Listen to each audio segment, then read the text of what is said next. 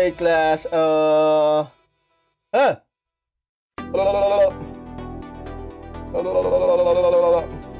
Well, hopefully you could actually hear what I'm saying, because here we go. In 3, 2, 1, and yeah! Of course. Why would it work? Why would it be ready? Oh, by the way, why would it be ready? Of course, the lighting is blocked, but then again, you guys, again, yokoso. Alright, class, settle down and let me tell you a story. Sports broadcasters would call this forcing the issue, where, especially in basketball. Congratulations on the New York Knicks, by the way. The Knicks won? I honestly can't tell. It's the Knicks, right? The Knicks got it. But anyways, this is what they call forcing the issue. We're painting some minis tonight while listening to some 40k stories. And you know what? Before we go off tangent, we are so late. I'm gonna admit the whole thing that we are already so late.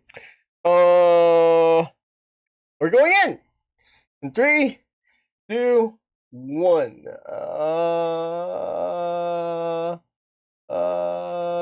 Yeah, there we go. Ha! Ha! Now, why do I use this guy when we paint or do, some stuff, or do some, IRL related stuff? We do it for the simple reason that, whatchamacallit, I have to, wear glasses. When I do stuff, I'm a glass wearer. I wear glasses IRL. And the thing is, in order for me to actually see what I'm doing, I need to wear glasses. Because here's the thing, right? One of the hardest things I do, is that when I usually do this, I don't wear glasses, which is fine, by the way, which is normal. It's just that, sometimes I have a hard time, feeling around some stuff. But since we're painting minis, I need my glasses on, and that's why we're here. So for tonight, we're forcing the issue. We're forcing the issue in the sense that we will be painting, because usually when I paint, what I do is that I wait for inspiration. I wait for inspiration in a sense that, I don't do anything unless and until I am inspired to actually paint. Otherwise, I don't do it at all. And that's why we're here, because you know what? It's like in tournament wise, in terms of prepping these minis for anything. The way this is my latest stuff. Tournament wise, I'm already too late. Right? Will not be joining any of the national qualifiers. Will not be participating in the nationals. For the simple reason that, the whole thing's a little bit too late for me, in the sense that, I already missed 2 qualifiers. Which means that, regardless of anything, regardless of, how many points I earn, there is no way that I will qualify for the finals, or I will qualify for the internationals. So yeah, by the way, this is one of my latest works. It's Cold Hands, which is a deer and shit. I'm a little bit proud of myself of what I've done with the deer. But the thing is, here, you can see it. I'm a little bit proud of it, of what I've done with the deer. But the thing is, I'm still uninspired as to what to do with Cold Hands. Honestly, don't know what to do with them. So yeah, that's what we're doing. Because I honestly don't know, what to give him for for the rest of his body, for his face.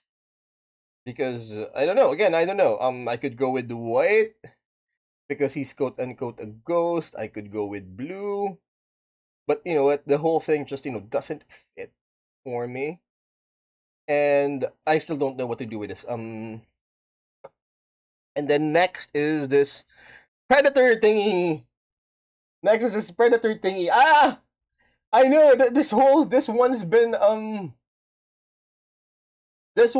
with us since the Asian Board Games Festival, and I just wasn't feeling it. Right? Just just not feeling what to do. I don't know what to do with this guy. I'm just not feeling it. Not feeling the vibe. Wait here. I'm just not feeling the vibe on this guy. It's like I don't know what to do with this guy. I'm not feeling it. So maybe I'll find the inspiration to actually finish him up. Um, after in a few weeks or in a few months. Like there we go. Is that enough? Can you actually see him? Yeah. There we go. At least in this angle, you could actually see him. If I actually do decide for tonight, and then what else? What else? What else do we have? So basically, these two I am to so. In other words, for these two big ones, honestly, a little bit uninspired as to what to do, as to what to do with them, because I have to wait for inspiration. And then finally, check this out, right? I have these group of veterans. Hold on, hold on. No, these are the captains. I have like a group of these veterans. I'm not sure if if you guys could see it. And I honestly, I've just been uninspired. I already know what to do with them. I already know what to do with them. It's just that I'm not feeling it.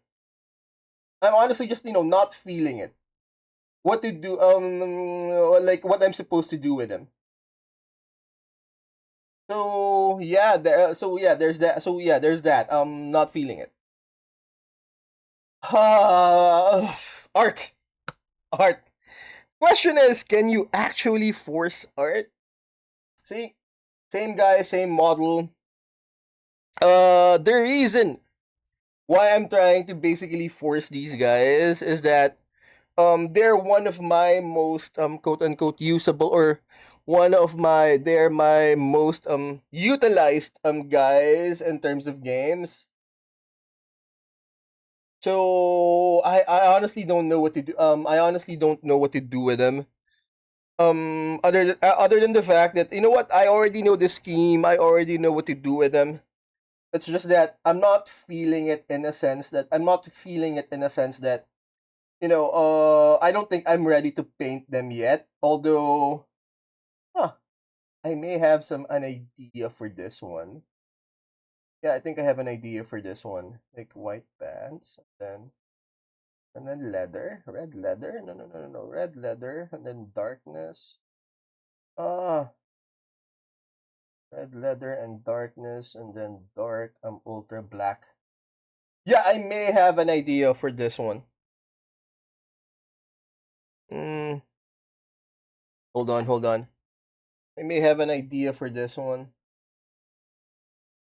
And okay, got it. I have it. I got it. Hold on. It's starting to come to me. One of the reasons why we're here right now is that um is in order to basically, I'm trying to force myself to actually finish and start this project.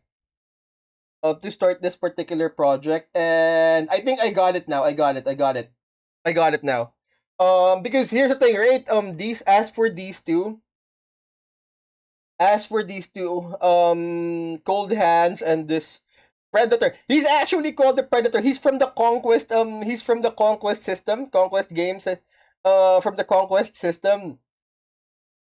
So he's literally a Predator. I am totally uninspired as to how to finish these two yet. But as for these veterans, thank you guys. I just got it. I think we can start now. See, I even have like a Benjamin Stark. I already started on the horse with Benjamin Stark. I even forgot that I already started on the horse with Benjamin Stark. I already forgot that I already started on it. But I just sort of lost I sort of just lost my inspiration, to keep on going. Hold on. And then I have these two captains. These are the two Night's Watch captains. I think I got it. Yeah, I got it. I got it. Hold on. What I'm gonna do right now is I'm just gonna run. For whatchamacallit. Yeah, I'm just gonna run downstairs. I need my blower, and I need my blower, and I need my additional brush for it. Hold on, hold on. I'm just gonna go on a break for a bit, okay?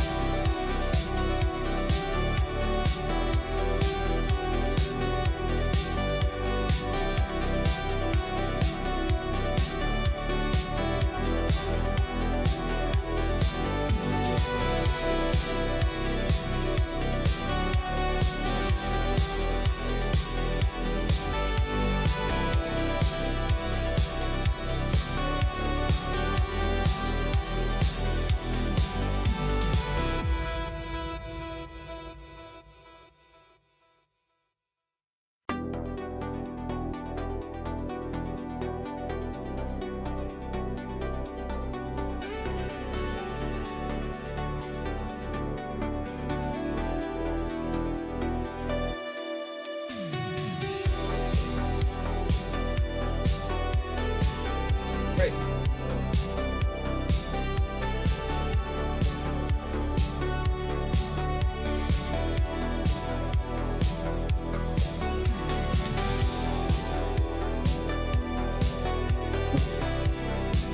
Alright, we are back. Okay, so for tonight, how come we're not clicking? There we go. Okay. So for tonight, our story is the Underhive market vendors face death every single day. Well, basically, it's a Warhammer 40k story, and so yeah, basically, this is a sneak peek of what I do when I actually have the time. Huh, interesting. When basically I listen to Warhammer 40k stories while I paint minis.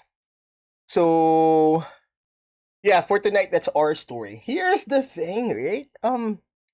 I honestly find these type of stories more interesting for the simple reason that I would rather listen to the story of John or Jane Doe trying to survive. Really? There's only like four of them. 1, 2, 3, 4. Oh yeah. There's only like four of them, but anyways, so John and Jane Doe trying to survive the world full of eldritch like horrors and monsters and superhumans. Um because here's the thing, right? I'd rather listen to their story because just here. I keep repeating this to anyone and everyone who would listen is that I honestly couldn't care less, right? Imagine you're a 40k, like for example, the story of Titus, Warhammer 40k, the story of Titus, Space Marine, son of Gilliman. Dude, you are a superhuman supported with the funding and the might of the Imperium. Whatever your problem is, cry me a river. Right? So that's why I'm more interested in the story of John and Jane Doe, trying to just, hack it in a world full of Tituses and monsters. And like I said, regular people, John and Jane Doe, trying to put up on the market, trying to put up a market stall. And you know what? Before we go off on another tangent, here we go. Okay, in 3, 2, 1. Another glorious morning in the Underhive. Yes, it Can you is. smell it? The thick tang Yeah. of chem smog mixed with yesterday's cooking oil fires, and a hint of burning promethium in the distance. Truly the scent of a new day in paradise. Yeah. I cough awake, hacking up a gob of black phlegm, and wave away a cloud of spine gnat flies that have already started to swarm. Black phlegm. Of course, it's. Why would it be any other color? Around my stall. Emperor's mercy, I like it they're early already. today. Either that or I overslept. Time doesn't exactly work the same down here. We don't have a sun to tell us when to rise and shine. Instead, we've got flickering lumen strips strung across the market dome that dim and brighten on a timer, when they're working anyway. I scratch at the stubble on my chin and slap the side of my old generator. The machine sputters out a plume of oily smoke before its rattling stabilizes. The feeble glow globes hanging around my stall hum to life, casting long shadows over the piles of scrap and treasures I've got for sale. Rise and grind, I mutter to myself, voice dripping with sarcasm. Another day, another throne Rise and grind. to chase in the gut of Hive Primus. My Ooh, Hive stall is Primus. one of a dozen slapped together in Scumtown Market, a grand name for what's basically a clearing in the rubble under a half-collapsed dome. We built it atop what you So basically, right now I'm just pressurized air, and I on pressurized air with what you call it, with what do you call that? Those Chinese characters with a calligraphy brush, with an old calligraphy brush, in order to what you call it, clear off the dust, because this thing has been in the same box for like 2 months now. And every time I go off and play in a match, I just proxy them. It has to be done. It has to finish at a certain point in time. Alright, so yeah, keep on used going. to be an old manufactorum floor, or so the local histories claim. Uh-huh. The ground is mostly metal plating, buried under centuries of dust and ash. It's uneven as a sump crab's shell, so I've propped up my stall with scrap wood on one side to keep it level. Every day I half expect the whole stand to tip over and send my goods spilling into the sludge that passes for a street. I begin arranging my wares in the usual careful disarray. A bundle of salvaged power cables here, a few jars of fungus spores there, a rack of rust-speckled stub gun ammo on the side. Top gun. A real smorgasbord. So I'm assuming there's like no need for what you call it in terms of selling. There's no need for like permits, or since you know what, in terms of selling guns and ammunition to the local populace. And you know what? At a certain point, who cares? Guys selling stub gun ammo on the side. Like, who cares? At a certain point. Who? Does it matter? Does it matter at a certain point?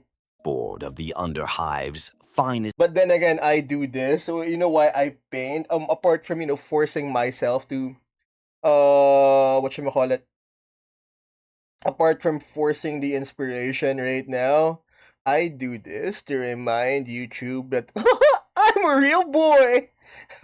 I'm a real boy. Because remind YouTube, a real boy. Huh. Goods. If you need something, anything, to survive down here, chances are I either have it, can get it, or can point you to who does. Uh-huh. For a modest finder's fee, of course. Modest finders. That's the life of a market vendor in the Underhive. Part merchant, Interesting. part scavenger, part information broker, and full-time survivor. As I set out a crate of recaf beans, well, bean-like substitutes, Emperor knows real coffee doesn't trickle down this far, I hear the familiar skittering of sump rats under the stall. Great. One of the little blighters pokes its whiskered snout out between two planks, sniffing for a free breakfast. Huh. I stomp near the gap and the rat squeals, disappearing back into the darkness. Not today, you little bastard, I growl. Last week, one of them chewed through my best sack of spore powder. I'm Spore not in the powder. mood to provide another free buffet. I glance up at the corrugated metal sheet that serves as my awning. A slow drizzle of pale dust filters down from the high shadows of the dome roof, the daily rain here in Scumtown.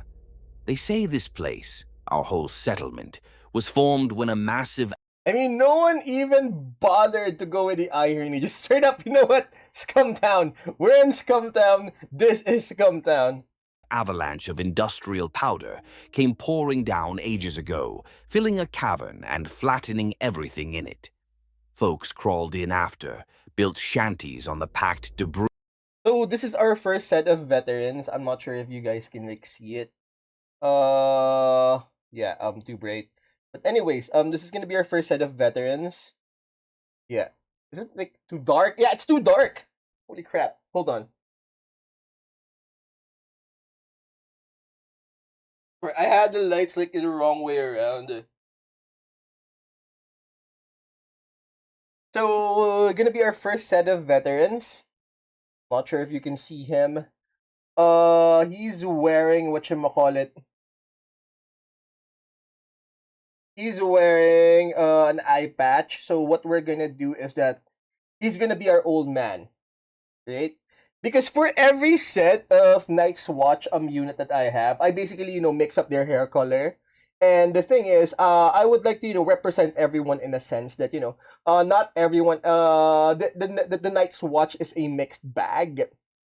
And like for example, you have guys like Ollie, and then you have guys like Aemon Targaryen. Like they join at different times, and the Night's Watch takes them all. Both so and within the same rank, within the same line, you have both a 40-year-old and a 16-year-old in the same line. So it wouldn't be far off that you have a veteran 50-year-old and a veteran 20-year-old. But you know what? For this particular set, these guys are gonna be the old men because the eye patch and everything. Because and you know what, with only the daggers out and everything. So yeah, look at back and boot. Maybe the boots are gonna be brown, and this is gonna be We're gonna cork brown. He's wearing a leather coat. We're gonna cork brown the leather. And then we're gonna dark brown. We're gonna for the boots, we're gonna cork as for the leather, we're gonna cork brown it. And then we're gonna give him like a bronze trim. Same dark brown for the boots and for the gloves. Yeah. Cork brown and then bronze. We're gonna bronze. We're gonna give this. He has a layer of He has somewhat like a segmented layer of plates. So if you guys can see it here, segmented layers. Um, Segmented layers. So yeah, what we're gonna do. White pants all the way. Yep, we're gonna give him a segmented layer of plates. Mm-hmm. He even has a top. He even has a bun. Look, he has a bun. Not sure if you guys can see it, but he has a bun. See, that he's really good looking actually. If it's one thing that Seaman has, they have good minis. So yeah, let's begin.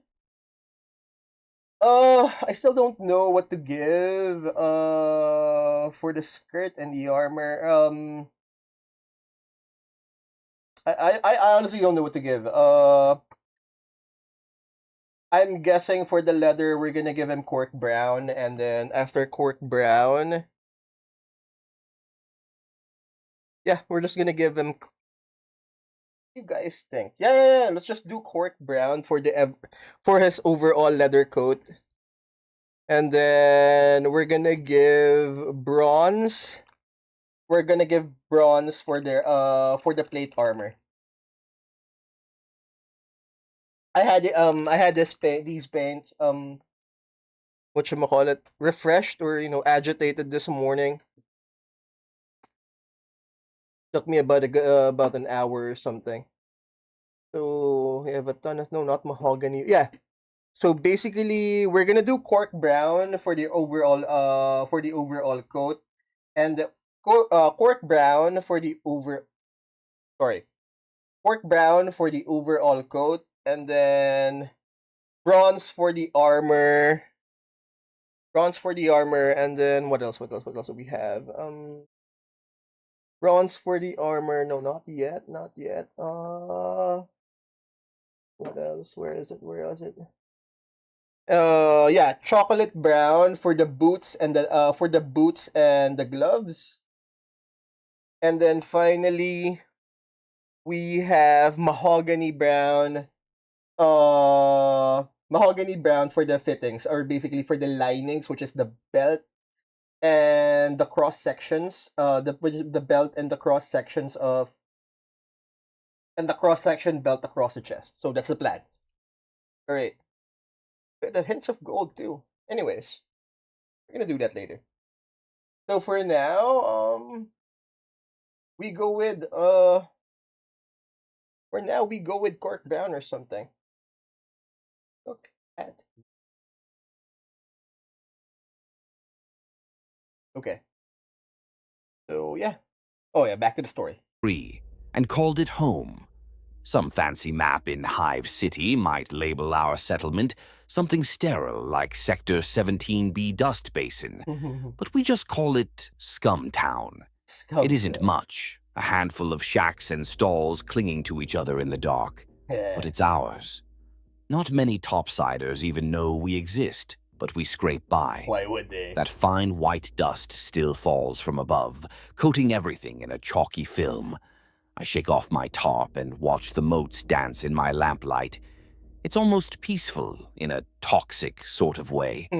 Peaceful moments don't last long here. A distant boom reverberates through the dome, maybe a chemical tank explosion in a far-off sector, or some gang cracking open a vault with grenades. The sound sets a few locals scurrying like roaches across the market floor, each uncertain if trouble is headed this way or not. I pause, listening. The echoes fade. Not close enough to worry about, I figure. Just the everyday symphony of the Underhive playing its tune. I lean on the counter made from an old hab door and take a swig from my flask. It's a dented metal thing filled with my morning dose of Corpse Friend, a rot-gut liquor brewed from corpse starch mash and Emperor knows what else. Burns like promethium, but it gets the blood moving. With the first sip searing down my throat, I officially declare the shop open for business. Let the mayhem begin. Sure enough, it doesn't take long for the first customer of the day to slink over. Old Marika, shawled in tattered rags, her bionic left eye whirring faintly as it zooms in and out. She's a regular, a widow from down in the sump slums, eking out life raising 3 grandkids with more fingers than brain cells. "Mornin', Marika," I greet her, forcing a half-cheery tone. "What'll it be?" "I've got that batch of glow globe filament you asked about." fresh salvage from the upper tunnels. I hold up a small coil of wire delicately. Marika's lips crack into a near-toothless grin. "Bless you, Timo," she rasps. That's me, by the way, Timo Skeen, purveyor of fine goods His and name is occasional Timo. lifesaver. My lamps went out again last night. The little ones His name is literally Timo. I mean, if that's not a reference to something, I don't know what is. are scared of the dark. Can't blame them. The dark down here isn't empty. I nod and set the filament coil aside for her. Managed to find just enough. That'll be 4 credits. Or I can trade for those mushroom cakes if you still have some. Mushroom She cake. pats around in her sacks and produces a wrapped bundle. The Ah, smell he hits me, trades. pungent Barter. but oddly savory. Spore cakes made from her homegrown fungus. Truth is, I have a soft spot for those things. They remind me of being a kid, scavenging for mushrooms in the drip farms to help Mom make supper. We do Aw. the deal. 2 spore cakes and a half bottle of her fungi brew in exchange for the coil. It's probably underpriced, but I slip an extra length of wire in for her anyway. Aw. Marika tucks it away carefully, thanking me with a wheezing cough of her own. "Emperor's light guide you, boy," she says, making the sign of the aquila with a trembling hand before shuffling off. Because if it's not the Emperor, who else would it be? I snort as I watch her leave. Emperor's light? Down here? If the Emperor's Got light it. ever actually reached this far, half of us would die of shock. Still, it's sweet of her to try to bless me. I wave her off and take another swig from my flask to wash down the taste of altruism. Next up, a more typical patron, Grig the Sump Fisher. He's got on his usual patchwork coat The what, Fisher? I didn't hear that one. that still reeks of brine from the Sump Sea, and he's lugging a sack that writhes lightly. Probably a fresh catch of sump eels. He plonks it down by my Oh, feet with a eels. wet slap. A bit of brown ooze seeps from the burlap. I decide not to ask if it's eel blood or just the sludge those creatures call water. "Morning, Grig. If you're here to trade, I hope those are eels and not more leech rats like last time." My customers weren't thrilled to find their dinner grew legs and ran off, I say, arching an eyebrow. Grig guffaws, a sound like a rusty engine turning over. "Eels, yes. Fat ones. Caught 'em myself in the shallow sump by the algae pools. Tasty, nutritious, all at a bargain price," he Are says they in his now? sales pitch voice. I roll my eyes. Sure. Last I heard, someone down here was claiming they were selling amble meat, too. Course, nobody's ever seen an amble in the Underhive, and that What's an- exotic meat What's an amble? And should we be worried?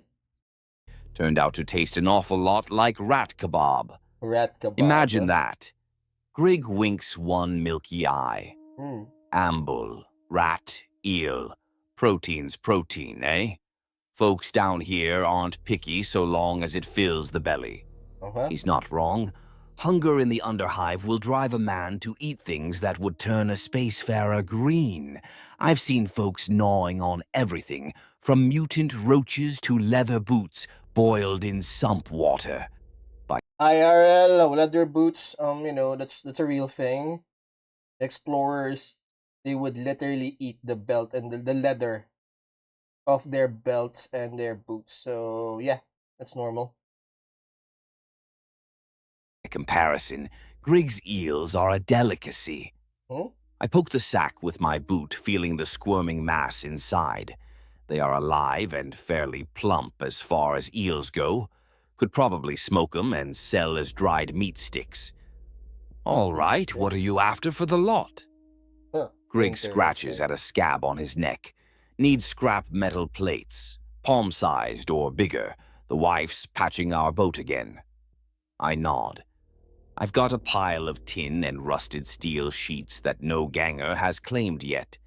We agree on a trade, a dozen scrap metal plates, and a handful of rivets in exchange for his squirming bag of eels.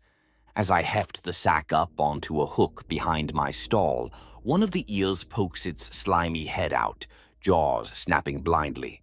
Yeah. I catch a glimpse of its pale, eyeless face and the needle teeth lining its maw. Grim little monster. I shove it back in and tie the sack shut tighter. I'll deal with butchering or smoking them later when things are quieter. Maybe hire one of the hanger-on kids to do the messy work for a few credits. Grigg, happy with his trade, tips his battered cap.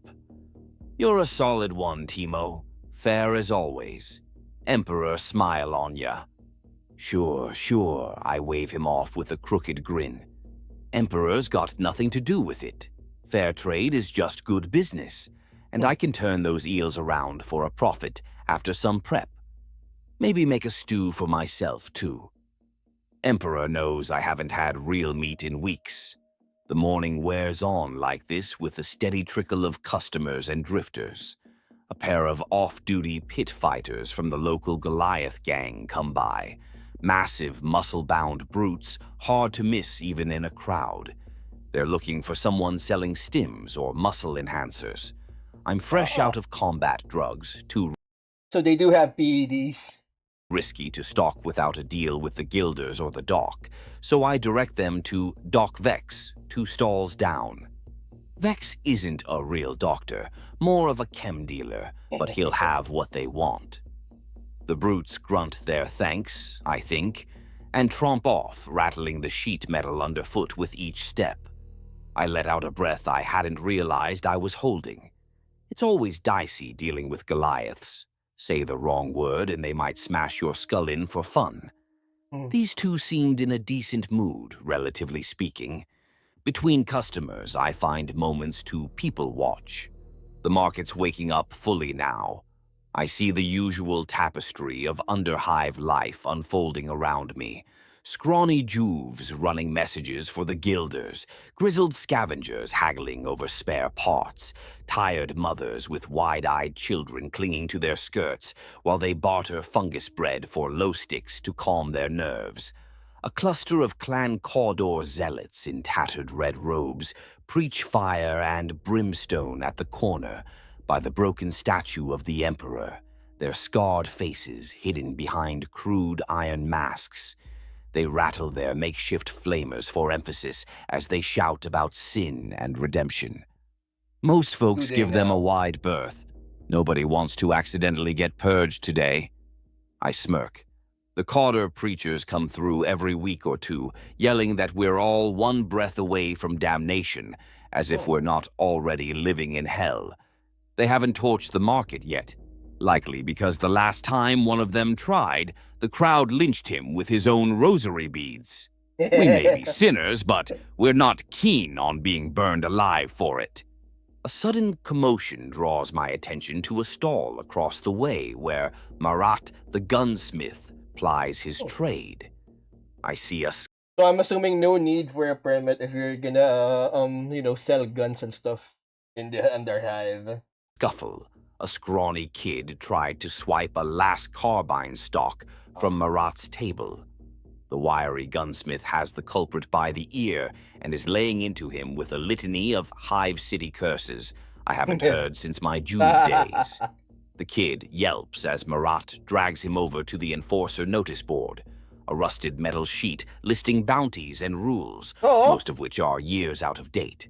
Marat slams the kid's head against a particularly large print line, likely the one about theft, then releases him with a kick to the backside. The child scampers off, clutching a bleeding nose, but alive. Lucky brat, Maras feeling lenient today. Maybe he doesn't want to waste a bullet on the likes of him. The notice board is a bit of a joke. The enforcers, Emperor bless their black-armored souls, barely patrol down here unless there's a full-scale revolt or something threatening the whole hive. We did get a small squad of local hive cops a few months back, Palanite enforcers in heavy riot gear, who swaggered in and declared they were establishing order. We all nodded and smiled and let them post their rules.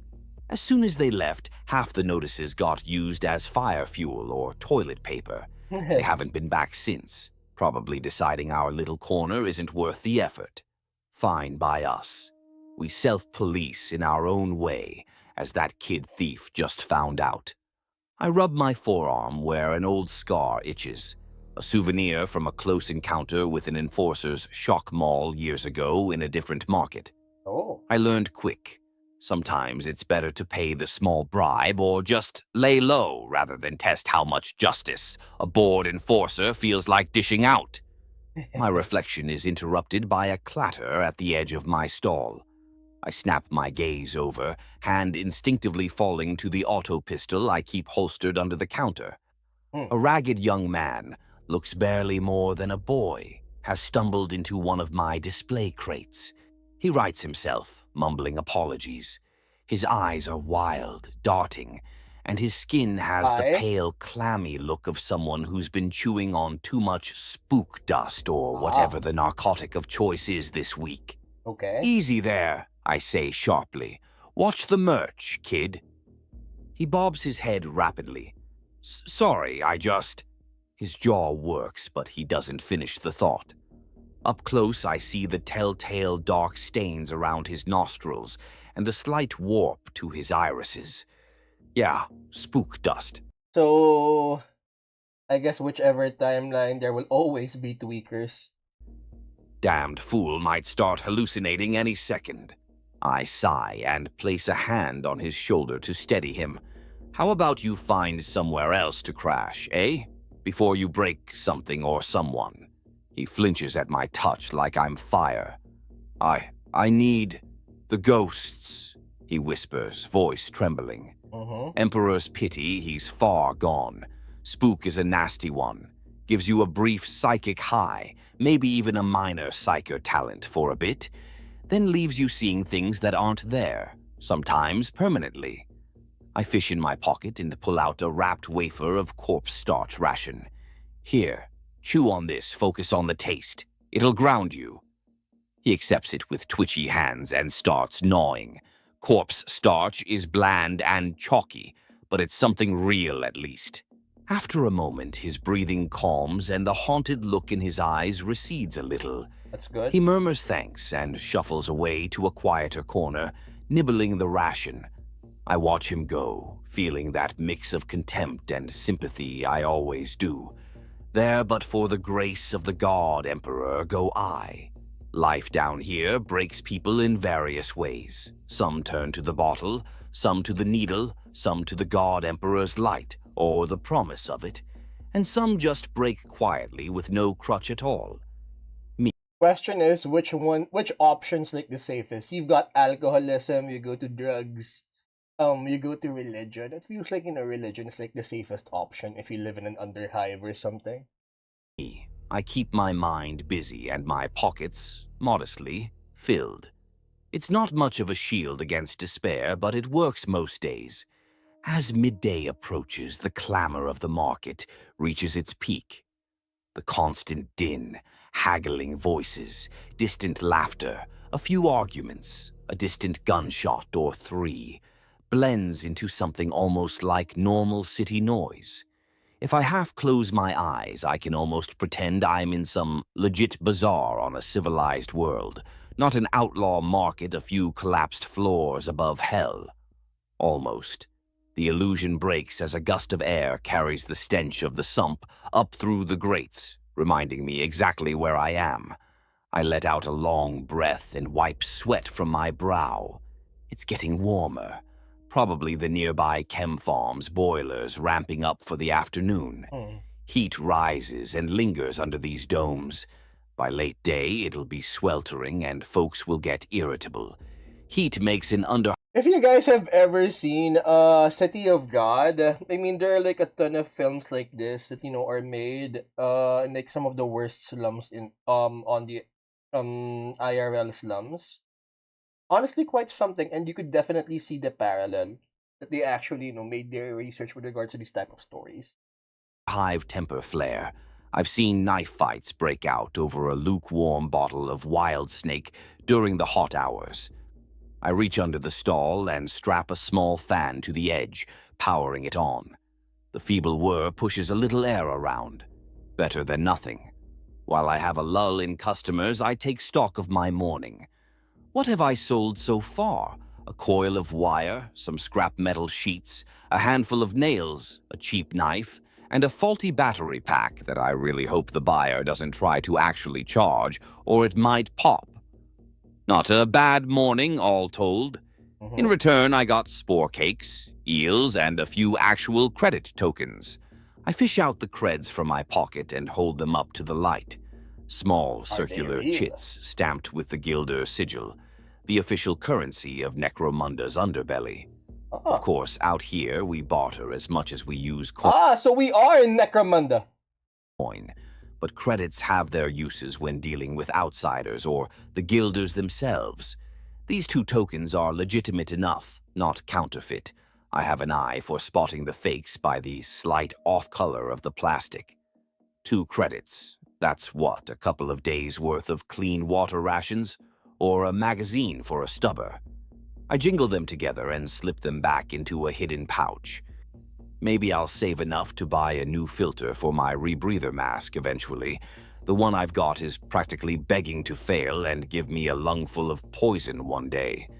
As I'm musing on finances, a shout breaks out from the far side of the market. I see a few people turn their heads and then quickly turn away, hurriedly finding somewhere else to be. That's not a good sign.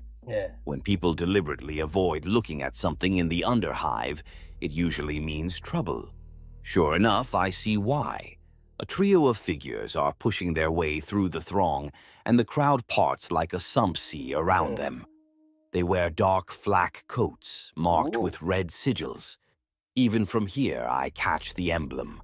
A white skull with a gear-tooth outline, the icon of House Orlock, the Ironmongers, the gang that runs this part of the hive. My stomach knots. Right on schedule, here comes my least favorite part of the week, the tax collection. They're moving stall to stall, these Orlock toughs, collecting their Good to due. know. I mean, Call it death and taxes are constant and regardless of whatever universe you're in. Anyways. what you want. Protection fee, market tax, extortion. It's the price we pay so that the gang protects us from, well, from themselves mostly.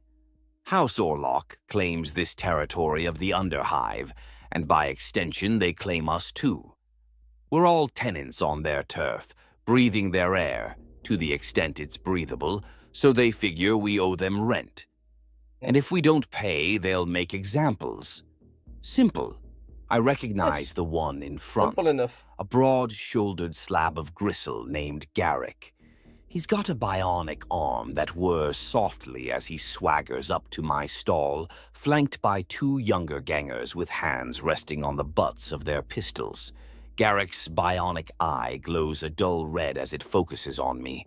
He looks half machine and half thug, which is about right. Orlocks love their tech augmentations. Timo, he greets me, metal fingers drumming on my countertop. Afternoon. Got something for us today? Hands off. I force a smile. Afternoon, Garrick. Of course, always. Just sorting it out for you. I keep my tone light, almost friendly. No point showing fear or sarcasm. These guys like their respect. I bend down slowly to reach under the stall, making sure my hands are visible until they disappear from Garrick's line of sight.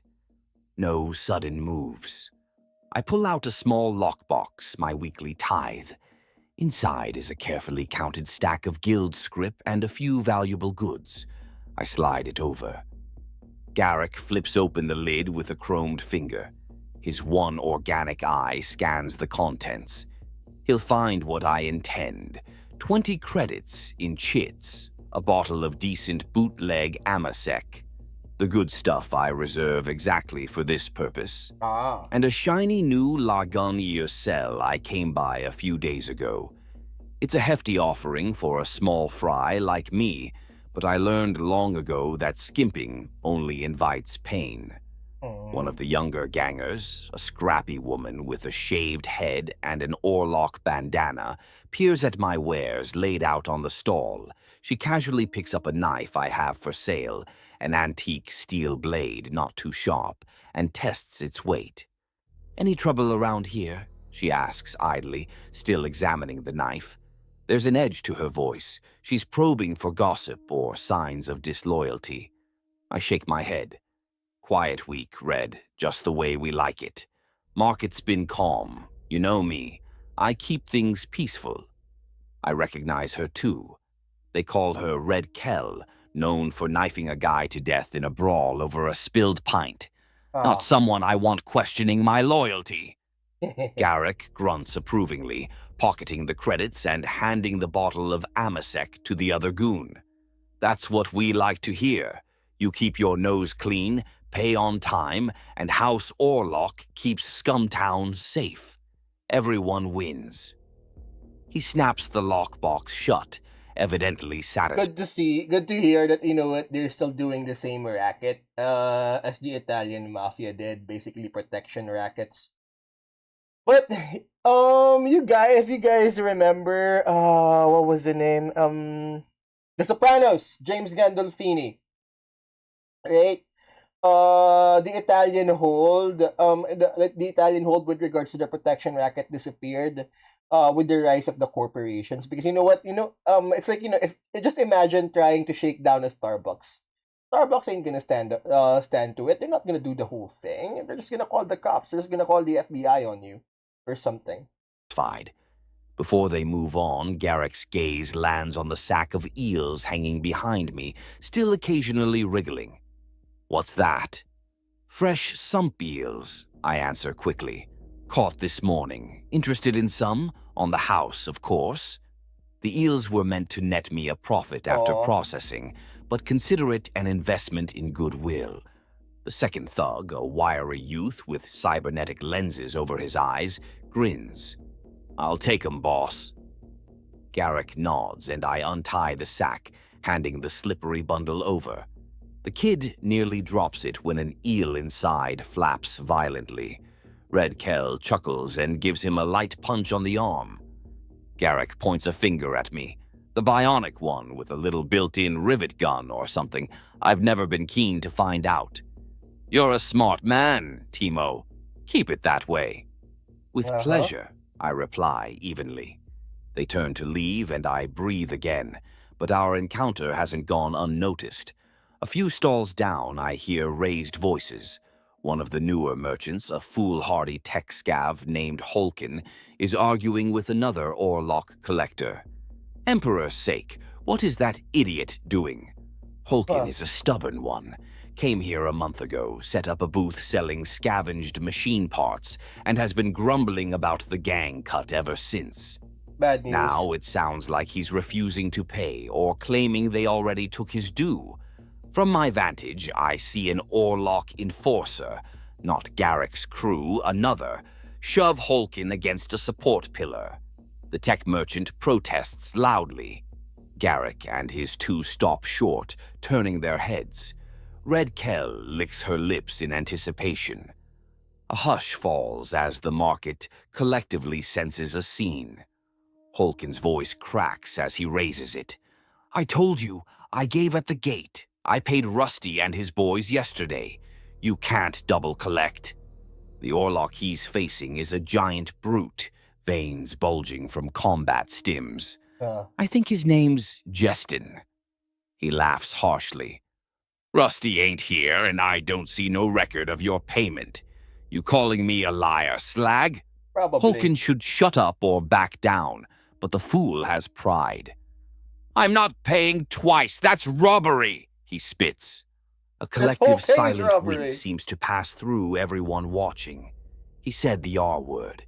In a flash, Jestin slams Holkin down onto his own stall, scattering cogwheels and datapads. The sound of metal and plastic crashing echoes. Holkin yelps, and the onlookers who had pretended not to see now outright retreat, leaving a clear space. Garrick sighs. "Idiot," I hear him mutter. Not sure if he means Holkin or Jestin handling this mess so openly. Regardless, Garrick strolls over, motioning Red and the other to stay put. I trail a bit behind him, unable to not watch. Jestin has Holkin pressed to the tabletop, a serrated knife drawn and pressed against the man's forearm. Holkin's face is mashed sideways, eyes wide with panic. Garrick raises his voice calmly as he approaches. What seems to be the problem here? Jestin looks up, keeping Holkin pinned. This scummer's holding out on us, boss. Claims he paid Rusty yesterday, but we never got that tally. Thinks he can mouth off. Holkin turns his head as much as he can, gasping. I did pay. Must have been a miscommunication. Please. For a moment, Garrick just scratches his chin. He looks at the lockbox in his hand, the one I gave him, as if comparing sums. What's your name, merchant? Holkin Farrow, he whimpers. Right, Holkin, see, the way it works, you pay your dues, and in exchange we ensure everything runs smooth. If someone else came by and took your money yesterday, that's unfortunate, because today's collector doesn't know about it. But you still gotta pay today, understand? Internal clan issues ain't your concern. His tone is level, almost conversational, which somehow makes it scarier. Holkin's eyes bulge with frustration and fear. But I can't. That was all I had. I barely sold anything this week. Garrick holds up a hand to silence him. You chose a bad week to shortchange, friend. Then to Jestin. Teach him what happens. Before the words finish leaving Garrick's mouth, Jestin plunges the serrated knife down. Ow. I flinch, but not before I glimpse the blade driving clear through Holkin's forearm, pinning it to the table. Holkin's scream tears through the market. A few onlookers cringe or cover their mouths. I grit my teeth. That could have been me if I had less sense or a worse week. It could be any of us on a bad day. Jestin twists the knife cruelly, eliciting a horrific sob from Holkin, whose face has gone the color of curdled milk. Blood pools across his spread of machine parts, dripping to the floor in thick rivulets. Garrick leans in to the writhing victim, voice almost gentle. We'll be back next week, Holkin. Have the proper amount ready, plus today's, and maybe we'll forget this happened. If not, you'll owe interest. Maybe another pound of flesh.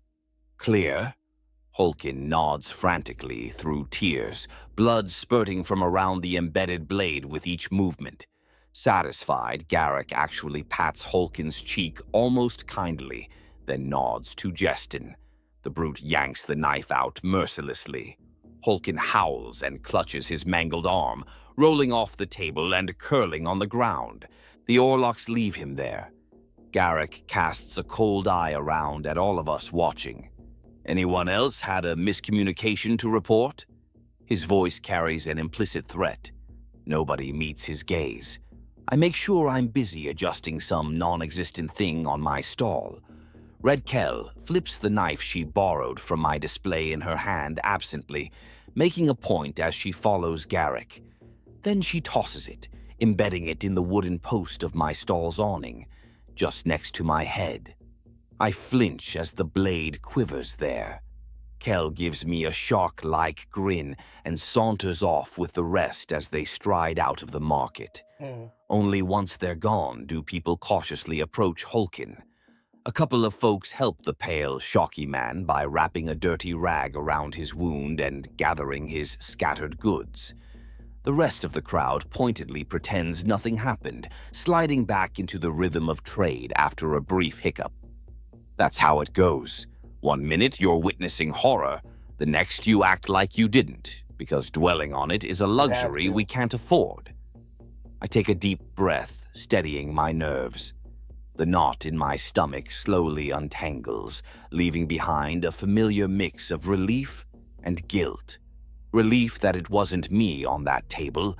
Guilt because I'm honestly just glad it wasn't me. And Emperor help me, that's the truth. The knife Red Kell threw still trembles where it stuck in the post. I reach up and pull it out, wincing at the new nick it left in the wood. The blade's tip is bent now. Great. Not like I was going to sell it after that show, but maybe I can hammer it straight later. I wipe the blade and place it back on the table absent-mindedly, my mind churning. Scenes like that always leave me rattled, no matter how many times I see them. And I've seen plenty. My old mum used to say, life in the hive ain't fair.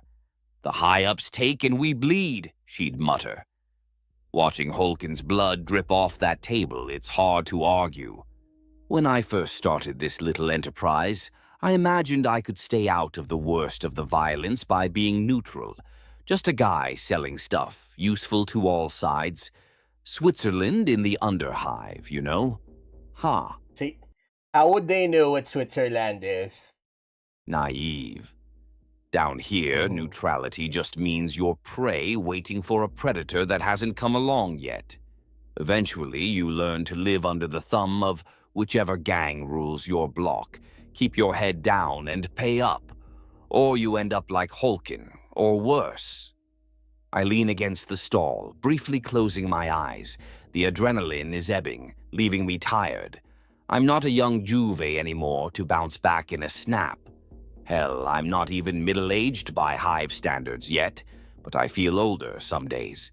Scars inside and out accumulate faster in the Underhive. My gaze drifts across the market as it resumes its clamor. Holkins being half carried away by a couple of kind souls to the local quack dock, leaving a trail of blood droplets that someone will probably try to scrub up before it attracts anything hungry. Meanwhile, Marat the gunsmith is already hawking a special sale on knives, one owner slightly used, and a few nervous chuckles break the tension. Dark humor. It's one of the only ways we cope down here. I find myself chewing on one of Marika's spore cakes from earlier, though I don't even remember unwrapping it. The savory, earthy taste brings a memory of simpler times bubbling up. It's strange. In moments like these, my mind wanders back to the past, almost as a refuge. The days before I ended up behind this stall when I still had, well, hopes, maybe. I wasn't always a market vendor. Shocking, I know. Once I was just a skinny hive kid like any other, full of piss and vinegar.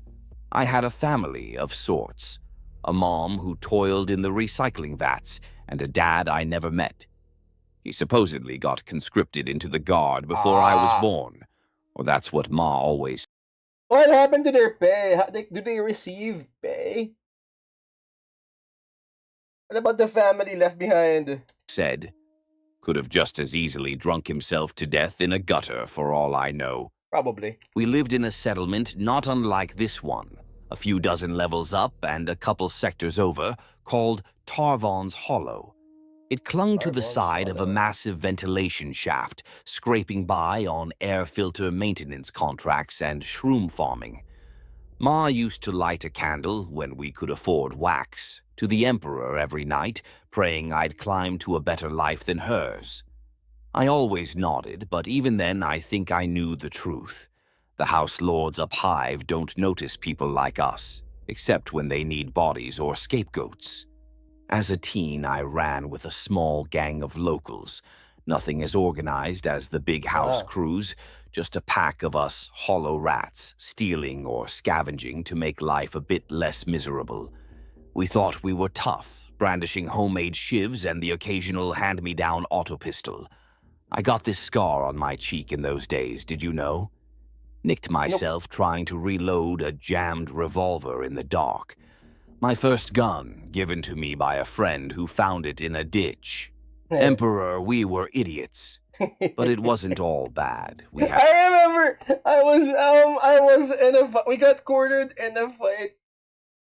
It's like one of the stupidest things I've ever done. We got cornered in a stairway. So what I did is that I grabbed the guy's head and I jumped down the stairs while holding his head.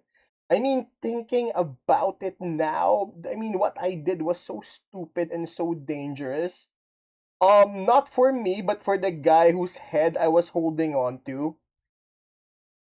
Because I slept and basically I sort of like let go midway, so he just sprawled on the stair down on the stairs. And the thing is, uh that was so dangerous and so stupid. Like, what if I could have easily broken his neck if like I didn't if like if I wasn't if my hand didn't slip, if I didn't let go. I didn't even know if I let go subconsciously or if I just simply couldn't hold on, because if I didn't let go, I could have broken his neck in that particular fight. Oh, anyways, one of those regrets. Had laughs, we had dreams. My best friend Carlin used to say we'd save up enough creds to buy passage on a cargo lift up Hive, What maybe happened to his even mom reach the though? spire. He had never even seen the sky, but swore one day he'd stand under it. I believed him for a while. Then came the day the Orlocks and Cawdor decided Tarvon's Hollow was prime territory to settle a feud. We were caught in the crossfire of a gang skirmish that became a bloodbath. I still remember the deafening thunder of heavy stubbers in those cramped alleys, the wash of fire from a thrown incendiary barrel setting hab walls ablaze. I remember dragging a wounded friend behind a scrap heap, only to find he'd already bled out. When the smoke cleared, the floor was slick with blood and spent casings. By the time the shooting stopped, half our little gang was dead, including Carlin. I found him slumped against a bulkhead, a surprised look frozen on his face where a stray round had taken him. And Ma? She caught a stray bullet through the Oh, wall of our hab. They told me she likely died instantly. I hope that was true. After small that, I mercies. drifted. A bitter youth with nothing to lose in a hive that takes everything. I did some things I'm not proud of to survive. Ran with an Orlock crew for a spell, ironically joining the very gang whose feud killed my family. Mm-hmm. But that's how it goes. You either get on board with whoever's on top or you get buried. I figured maybe I could make something of myself among them, avenge my folks in some abstract way by rising in their ranks and steering them better. Well, let's just say I That wasn't definitely cut out didn't for the work. gang life. I did my share of dirty work, Uh-huh. robbery, shakedowns, a little smuggling, but when it came down to outright killing, something in me hesitated. One of the older gangers said I had a conscience, like it was a disease. He wasn't wrong. Down here, a conscience will get you or others killed. My breaking point came during a raid on a hole-in-the-wall settlement that had stopped paying tribute. We kicked in doors and dragged people out to make examples. In one hovel, I found a kid, couldn't have been more than 10, shielding his little sister. My orders were to drag them outside for punishment, along with the rest. Mm-hmm. The boy looked up at me, eyes huge but oddly calm, like he'd already resigned himself to die. Something in that gaze. I saw myself, my old friends, every innocent who gets caught in the crossfire of others' games. I couldn't do it. Instead, I argued with the lieutenant, said it was pointless brutality. My gangmates looked at me like I'd grown a second head, and maybe I That had. was bad. Nobody sane defies their boss over scum lives. The lieutenant told me if I loved the scabbies so much I could join them, then cracked me across the face with his pistol. Next thing I knew, I was on the ground, tasting blood and teeth, and they left me behind, presumed dead or as good as. Maybe Ah. it was mercy, maybe they just So they let him go just like that. He didn't have to blood out or anything. Blood in, blood out. had bigger concerns. Either way, that was the abrupt end of my illustrious gang career. I didn't dare go back to Orlock turf after that. With a busted jaw and a few creds to my name, I wandered deeper Underhive to lose myself. Eventually, I At least he saved found enough. Scumtown, just another nameless den at the time, and decided to stay. I was tired of running and fighting, so I picked up a trade that uses my wits more than my trigger finger. Trading, scavenging, dealing with people instead of killing them. It felt quieter, if not safer. Quieter. That's a laugh now. But compared to being a gang enforcer, it was an improvement. At least when I spill blood now, it's usually from scraping my knuckles on rusty junk rather than stabbing someone. An abrupt honk jolts me from my reverie. I blink, realizing I had gone a bit distant while chewing that spore cake. Someone's pushing a rickety cart down the market lane, squeezing an old bicycle horn to clear the way. It's the midday delivery from the Corpse Guild by the looks of it. Slabs of freshly processed corpse starch coming in for the food vendors. The smell of it, like sweet burnt plastic mixed with rotting flesh, wafts by and my stomach turns a little. I toss the rest of the spore cake into my mouth to mask the odor and swallow hard. Time to shake off the past. I've got a present to survive. I step back out with a practiced grin as a couple more customers approach my stall. Oh, time to shake off the past. I have a present to survive. I mean, that undoubtedly means that you're looking forward to a future. At least a better future other than this. Whatever this is. Drawn by hopes of a deal, or at least curious to browse. Back to work. Past ghosts won't keep me fed today. If there's one thing I've learned, it's that in the Underhive you can't dwell too long on what's already gone.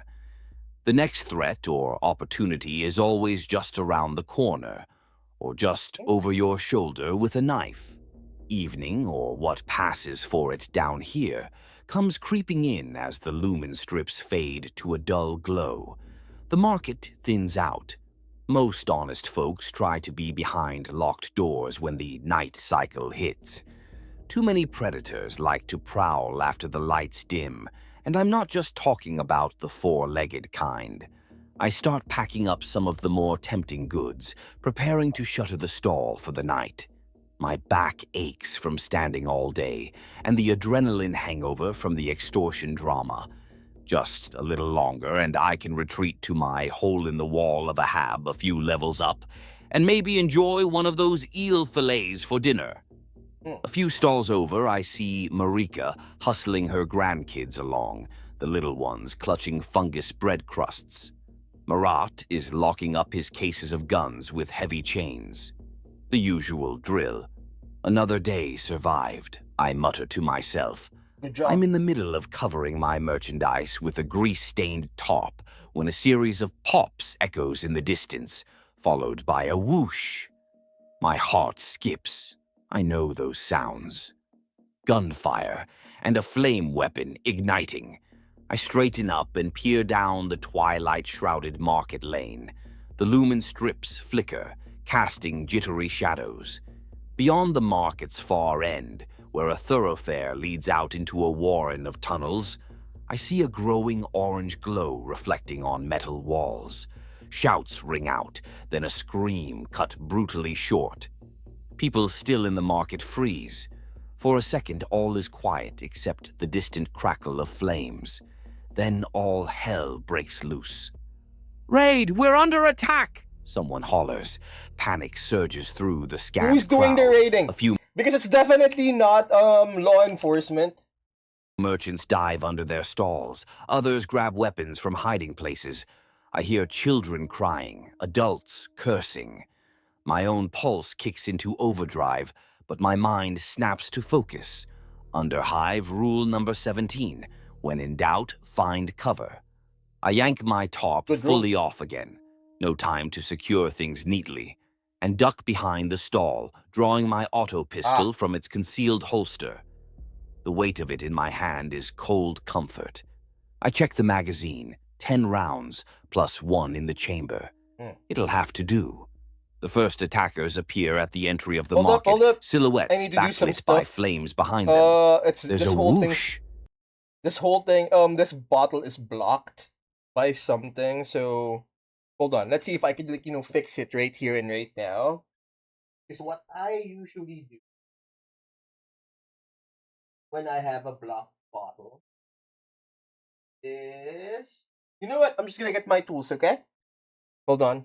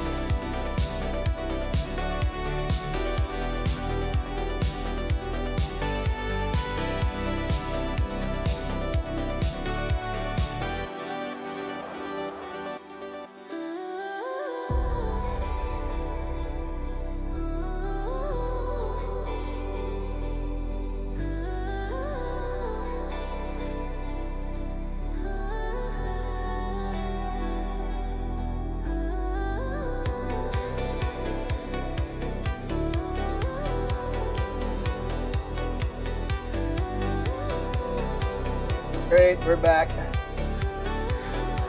Yeah. Yeah. Hold on. So, how exactly do we deal with stuck up bottles? Because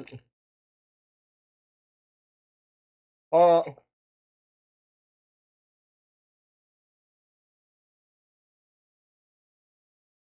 needed a quick snack. So, what usually happens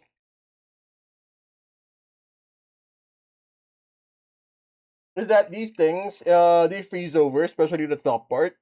So, what you do is you just pull out the stub like this, and you'll find that This is where the blockage goes.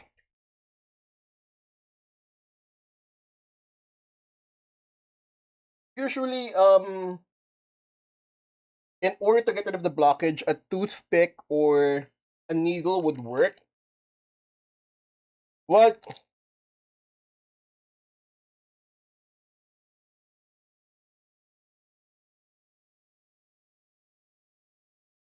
I got this.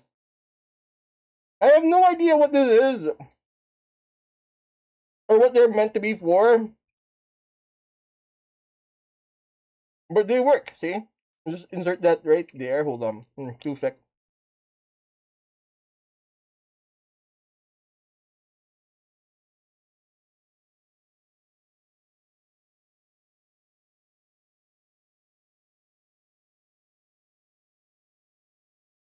That work? Yeah. See,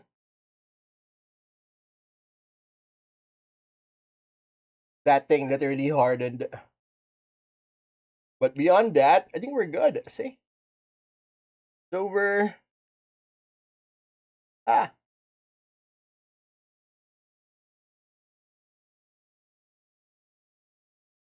That's what these rags are for. I usually buy white rags for the simple reason that I'd note what type of color I'm dealing with. So, ta-da! Good, done. Next. Done. We just get a drink of my tea.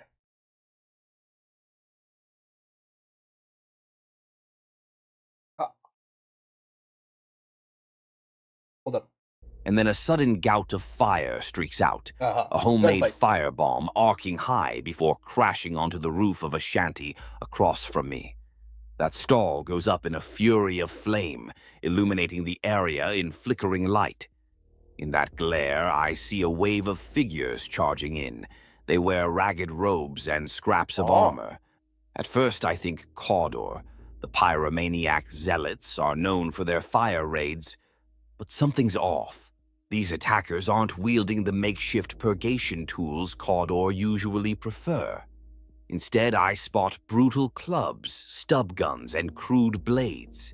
And their faces.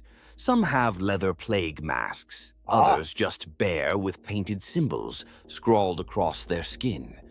One man's It's a chaos cult. bald head is marked with a blood-red 8-pointed star. Emperor's blood. That symbol chills me more than the flames. These aren't just any gang. A chaos cult here in our market. My stomach clenches with a mix of terror and anger. Question is, where are the gangers that were supposed to protect them? Blood for the true gods, a shrill voice screams, confirming my fear. A wild-eyed woman flings herself forward with a cleaver, chasing a merchant who runs. She catches him in 2 strides and chops into his back. He falls with a cry that gargles off into silence. Damnation. Why here? Why now? Did someone stir up their nest nearby? I press myself tighter behind the stall counter as lass bolts and solid slugs pepper the marketplace. Wood splinters above me. One of my jars shatters, raining glass and pickled sump newt onto the ground. I peek out carefully. It's chaos in more ways than one. Cultists, maybe a dozen or more, swarm in like a pack of rabid mutts. They're met by a few armed defenders. I spot Marat behind an upturned table firing his shotgun, cursing up a storm. A pair of guild outriders, mercs hired by guilders to guard caravans, who must have been in the market, are crouched behind some crates, trading shots with a knot of cultists by the old statue plinth. But the cultists outnumber us, and they fight with frenzied abandon, fear long burned out of them. One of them, a burly brute with chain-wrapped fists, charges straight at an older woman vendor who's fumbling with a lass pistol. He backhands her with a sickening crunch, and she goes down hard. I catch a glimpse of him raising those chain fists again, and Emperor, I can't watch that. I Hmm. grit my teeth. I'm not built for heroics, I know this. Best odds of survival are to keep my head down, but if these lunatics win, they'll slaughter everyone anyway.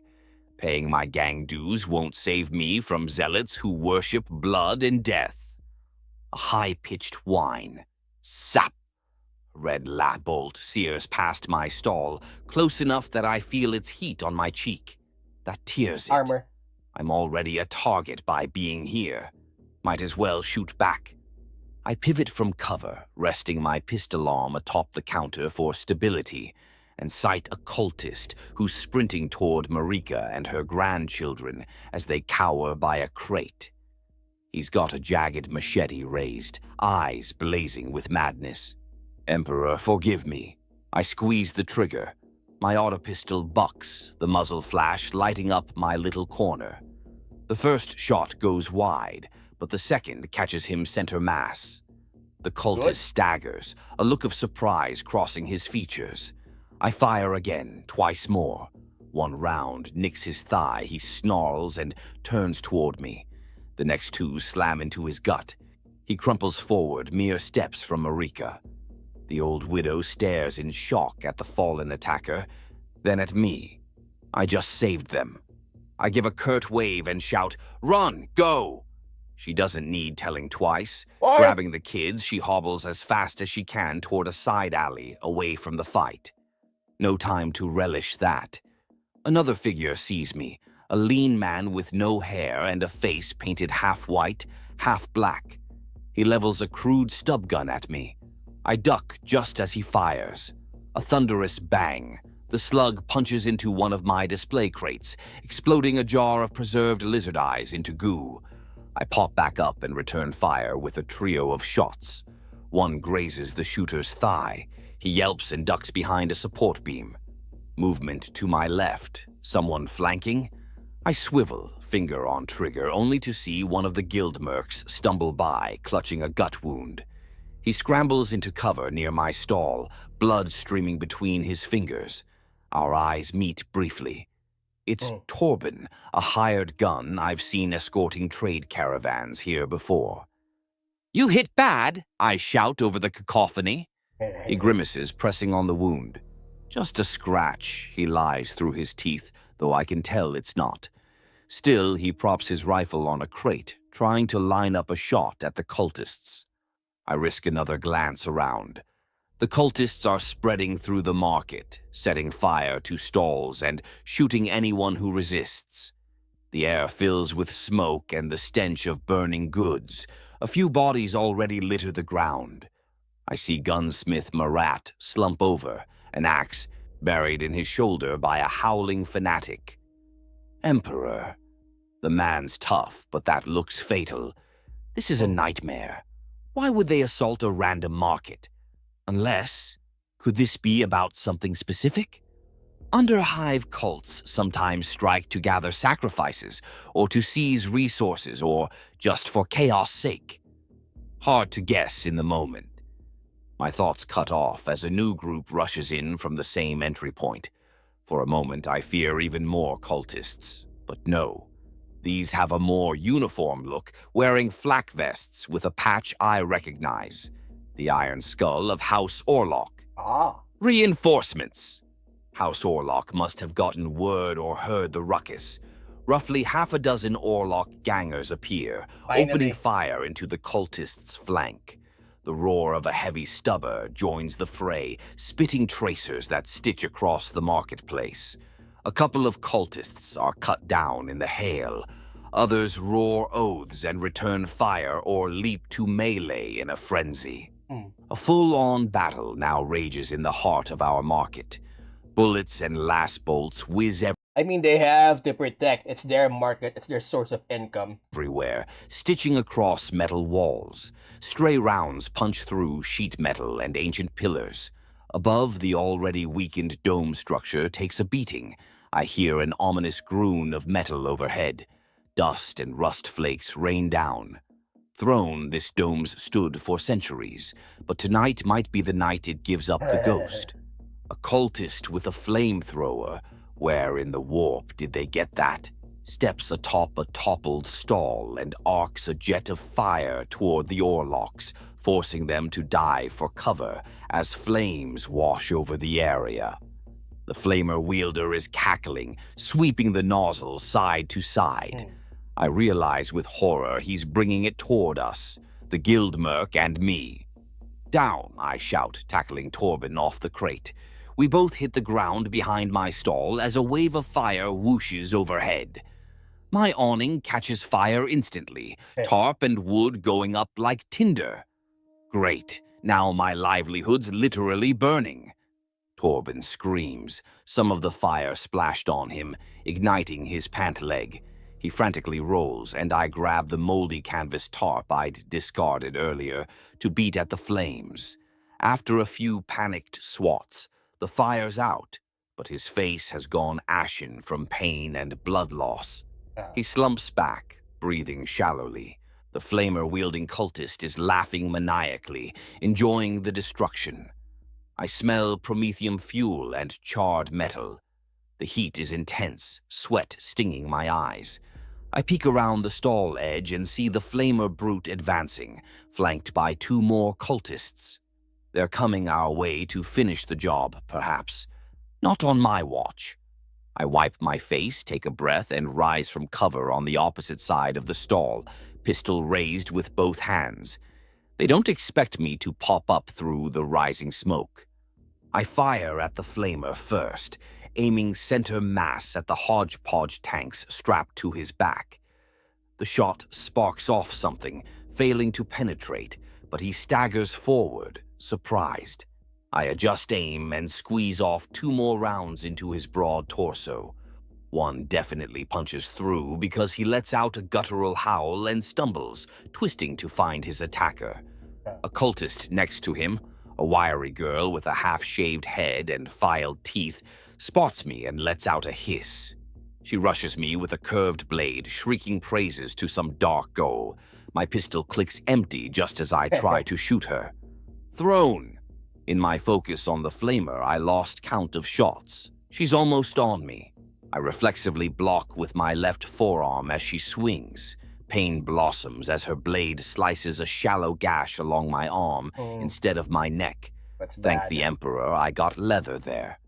I lash out with the pistol in my right hand. For some reason, it's like, when it comes to protection, when you're riding a motorcycle, for some reason, up until now, people say nothing beats leather. I don't know why. Cracking the butt across her face. There's a crunch. Her sharpened teeth shatter and she reels back, spitting blood and bits of enamel. I don't hesitate. I vault over what remains of my burning counter and tackle her to the ground. We roll amid the spilled goods of my stall. She screeches and claws at me, but I'm heavier.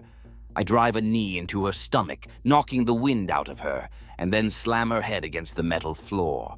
Once, twice. On the second impact, her struggles slacken. She goes limp, eyes rolled up, either unconscious or dead. I'm too pumped on adrenaline to care which. Breathing hard, I realize my hands are stained with her blood. Emperor! I haven't fought hand-to-hand like this in years. No time to dwell. A feral roar snaps my attention up. The big flamer cultist has recovered and now looms a few paces away. He tears off his scorched mask to gulp air, revealing a face half charred by my shots, but still twisted with rage. His chest is bloody, but the man is running on pure frenzy and stims. He's still on his feet. With a snarl, he casts aside the empty flamer unit and pulls a massive cleaver from his belt, practically a machete. You'll burn for that, he howls, voice guttural through blistered lips. He charges at me, cleaver raised high. My pistol's empty and I'm off balance from the scuffle. I scramble backward, desperately trying to draw the boot knife sheathed at my ankle. Too slow, he's already upon me. He swings the cleaver down and I barely hurl myself aside. The blade smashes into the ground where I lay a heartbeat before, sending up a burst of sparks. I scramble to my feet, knife now in hand, but he's strong and frighteningly quick. He backhands me with his offhand, a spiked gauntlet. The blow catches my shoulder, and I hear a pop. Pain Ow. lances through me. I cry out and nearly drop Hopefully my it's knife. just, My left arm hangs, possibly dislocated or just dislocated. numbed. The flamer brute grins, a grotesque sight on his half-charred face. He swings the cleaver sideways at my gut. I barely leap back. The tip of the blade grazes my shirt, slicing fabric and nicking skin. Any slower, and I'd be spilling intestines. He's overextended from that swing. Summoning a surge of adrenaline, I dart forward and drive my boot knife into his thigh, burying it to the hilt. He howls, more in fury than pain, and before I can yank the blade out, he clobbers me with the cleaver's handle. Stars explode across my vision as I hit the ground, head ringing like a cathedral bell. The taste of blood fills my mouth. Bit my tongue or lip, not sure. Groggy, I shake my head, trying to focus. The big cultist is limping now, my knife jutting from his leg, but he's still intent on killing me. He raises the cleaver with both hands for a finishing chop. A gunshot cracks. Not from me. A hole suddenly blossoms in the cultist's forehead, spraying blood and brain matter out the back of his skull. His eyes go wide, the cleaver slipping from his fingers. Then he collapses to his knees and topples face first with a thud, right beside me.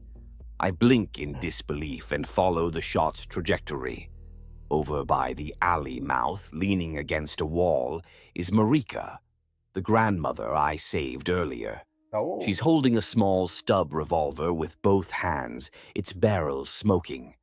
Her eyes are steely despite the tears on her cheeks. Even now. By the throne. Came She back. just saved my life. We exchange a nod across the chaotic space, an unspoken thank you passing between us. Then she hurriedly ushers her grandchildren further into the shadows, away from the mayhem. Bless her. Tough old bird. No time to rest on that, though. The fight around us is finally winding down. The Orlok reinforcements, now bolstered by a second wave of gangers that showed up with heavier weapons, have overwhelmed the cultists. But one of the cult fanatics hasn't given up yet. I hear a crazed scream and see a tall, gaunt cultist, possibly their leader, clamber atop the broken statue plinth in the center of the market. For the blood god! His robes are aflame at the edges, half his face a mask of blood. In his hands, I catch the glint of metal cylinders taped together, a makeshift bomb. My heart drops into my stomach. Witness the true god's wrath, the madman howls, voice cracking as he hoists the explosive bundle high. Several of us shout and open fire at once. An Orlok marksman's bullet catches the cult leader's chest a heartbeat before his thumb slams down on a detonator rune.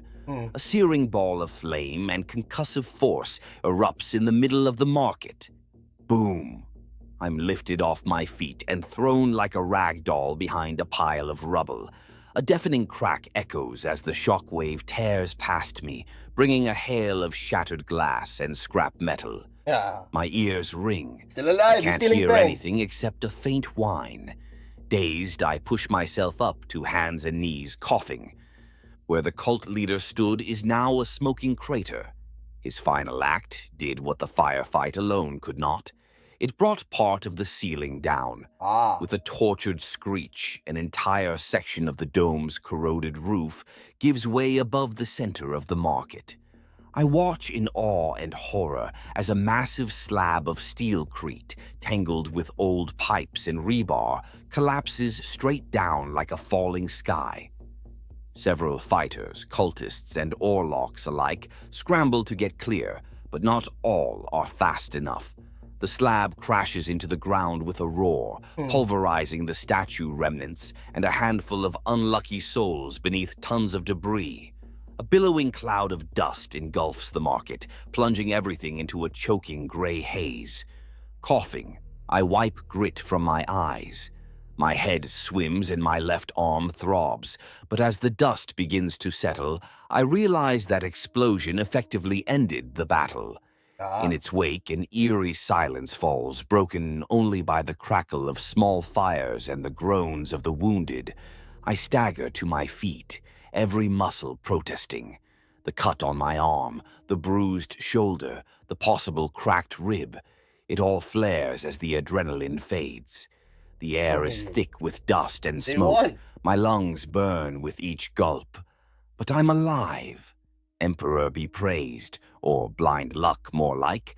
I'm They alive. won. I glance around in the murky gloom. The marketplace is a wreck. Fires still crackle here and there, casting dancing light on shattered stalls and bodies. Part of the roof truly did come down. A heap of rubble dominates the center where the statue and the cult leader were. I see an oarlock pinned half under a slab of concrete, not moving, and a few other figures crushed. Not even the hive itself spared us tonight. Coughing again, I limp back toward what used to be my stall. Half of it's burnt, the rest is buried or blown aside. Only one corner remains somewhat intact, my metal cash box miraculously still sitting where it was, though warped by heat. As I pick my way through the debris, I see movement among the rubble, survivors picking themselves up. The Orlocks are doing a head count, putting out fires with portable extinguishers. A few final pop-pop gunshots ring out as they execute wounded cultists, or, in one case, a still-twitching sump croc that broke free of a trader's cage in the chaos. I step past the corpse of the big flamer cultist, still lying face down where Marika's shot dropped him, and nearly trip over something shiny. Amid the blood and soot, something glints at me from a pouch on his belt, half dislodged. Carefully, I tug it free. It's a small object about the size of my palm, wrapped in scorched leather. The glint came from a bit of ornate brass poking out. Glancing around to ensure nobody's watching too closely, looting bodies can be a risky business if the victors care. I kneel and peel back a corner of the charred leather. Inside is some kind of dark metal casing etched with strange symbols. The eight-pointed star of chaos is front and center, surrounded by smaller runes. Emperor's tears. What is this? Some kind of amulet or data slate? A cold dread prickles my skin. Why was this brute carrying something emblazoned with that mark? Could be just a cult token or something more. Perhaps this is what they came for. I know I should throw it away, leave it here. Anything with that mark is bad news, likely heretical or warp-tainted. But a part of me, a dangerous, curious part, whispers, knowledge is power and maybe profit. Cult trinkets can fetch high prices on the black market. Rogue psychers and this is the black market. Heretic collectors pay well for chaos artifacts, if that's what this is.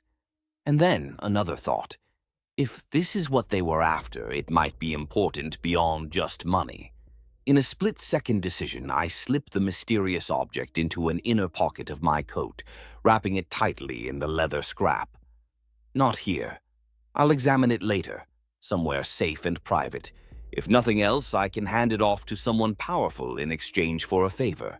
Perhaps even the enforcers or a guilder, though telling the enforcers I looted a chaos trinket might get me executed as a cultist. No, better to be careful who I show this to. My hands are shaking from adrenaline or fear or both. I wipe soot and sweat from my face, wincing as I jostle a tender bruise on my jaw. Voices approach. Orlocks finishing a sweep of the market. Time to look busy rather than suspicious. I quickly busy myself gathering some... I like that. Time to look busy rather than suspicious. I like that. Scattered tools and stacking a few intact crates, trying to appear like a man concerned only with his ruined livelihood, which, to be fair, I very much am. The approaching gangers include Garrick, the taxman from earlier, soot-streaked and carrying a smoking shotgun. He's talking quietly to Red Kell and another.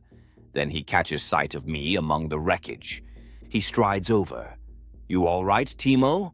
There's actual concern in his voice, which surprises me. Yeah. I nod warily, cradling my gashed left arm. "I'll live, thanks to you folks showing up." I gesture loosely at the devastation. Garrick grunts. "Emperor damned heretics. Didn't expect to see a cult hit our turf.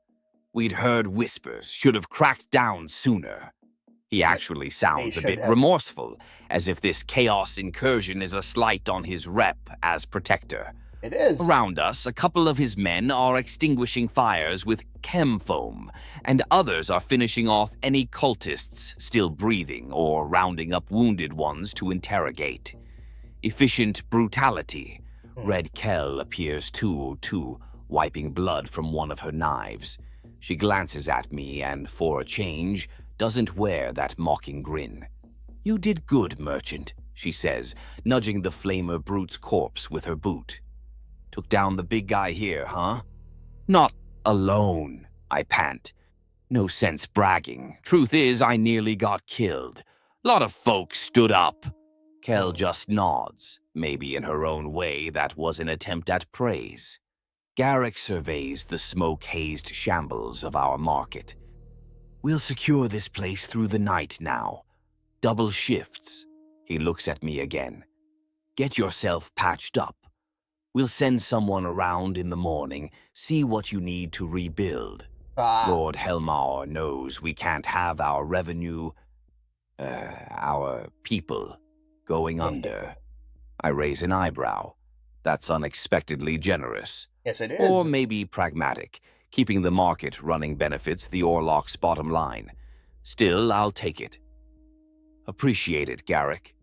He steps closer and lowers his voice. "Listen, if you caught wind of anything about these scum, why they targeted here, any chatter about objects or shipments, you let me know. We don't like unknowns." I swallow, suddenly very aware of the weight of the artifact in my coat. Yeah. Did I overhear any cultist shouting about an object or mission? Nothing coherent, mostly just kill chance. I shake my head, trying to appear earnestly baffled. "They were raving, boss. Nothing I could make sense of. Could be they just wanted to sow chaos on your turf." His eyes narrow, but he doesn't push it now. "Maybe." With that, he moves off to bark orders at his crew, who are already beginning to haul bodies into a pile. I exhale slowly and sink onto a busted crate. The pain in my arm and shoulder is getting harder to ignore now that the excitement's over. Likely just a deep cut and a sprain. Nothing a few bandages and a slug of hooch won't help. I salvage what little I can from my stall, a few unburnt items, my stash of credits hidden under a false floor panel, thank the throne it's still there, and my dignity. Many of us vendors are doing the same, picking through rubble for anything usable. It's a grim salvage operation, with a few bodies being covered with sheets amidst it all. As I gather my things, my fingers brush the shape of the mysterious brass-etched container in my coat. I feel a slight warmth from it, probably my imagination. Still, it sends a chill through me. Whatever. That's how it begins.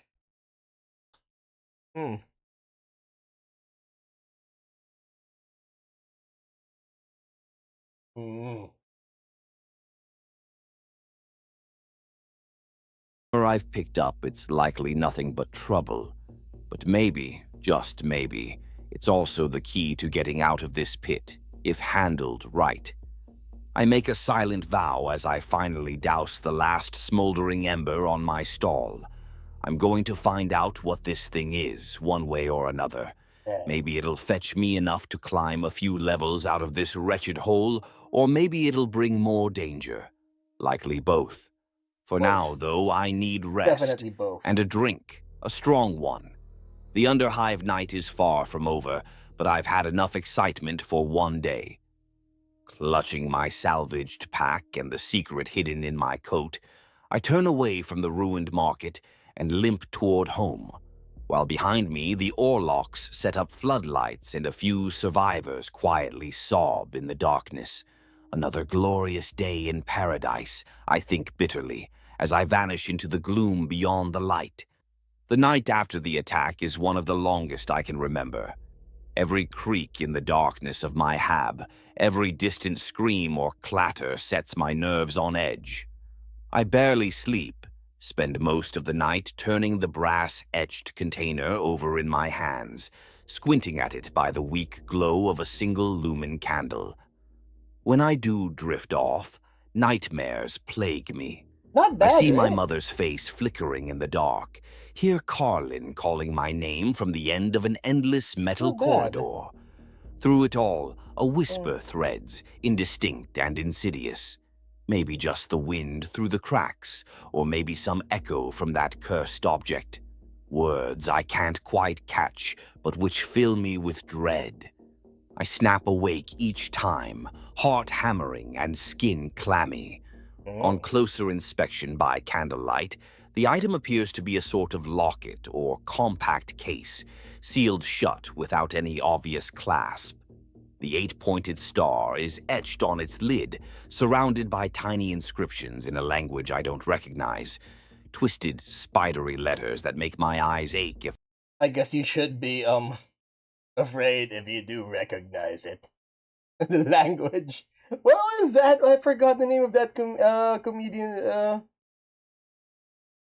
Of that comedian. What she did was that every time they're drunk, they would get lost in Chinatown, and of course they're trying to they don't know they'd end up in Chinatown, so they try to like translate the signs in Chinatown. It's like she says, it's fine. I know I'm in trouble the moment I realize I can speak or read Mandarin. I stare too long. It might be warp script or some cult code. If Probably I warp had any script. sense, I'd stop looking at it. But Yeah. curiosity, or compulsion, keeps drawing my gaze. A couple of times I swear the letters almost wriggle under my vision, but that could be exhaustion playing tricks. Probably. When dawn, such as it is in the eternal twilight down here, comes and the lights flicker to their brighter setting, I'm already Eternal dressed and twilight. resolved. I wrap the heretical trinket tightly in an oily rag and stuff it deep in my pack. I need to get rid of this thing, but not by tossing it down a sump. No, I want answers and maybe a bargaining chip out of it. The question is, who can I trust, or at least approach with it? No The one. Orlocks were thorough in their post-raid sweep. They found the obvious cult hideout in our sector, apparently a collapsed chapel space under an old manufactorum, and purged it with fire and shot. At a morning assembly of survivors, Garrick informed us the immediate threat was dealt with. He also made it clear that any weird artifacts or evidence were to be turned over to them at once. His Uh-huh. eyes scanned the crowd as he said that, and for a moment I wondered if he somehow knew I'd pocketed something. I kept Doubt my it. face impassive, same as everyone else, and he moved on. No way I'm handing this thing to the Orlocks. They'd either hog any profit or, if they had sense, destroy it without telling us anything. Yeah. And if they suspected I'd hidden it, my life would be forfeit. So that root's out. I think about the local padre, Father Clancy, a self-styled redemptionist priest, but he's basically a Cawder zealot.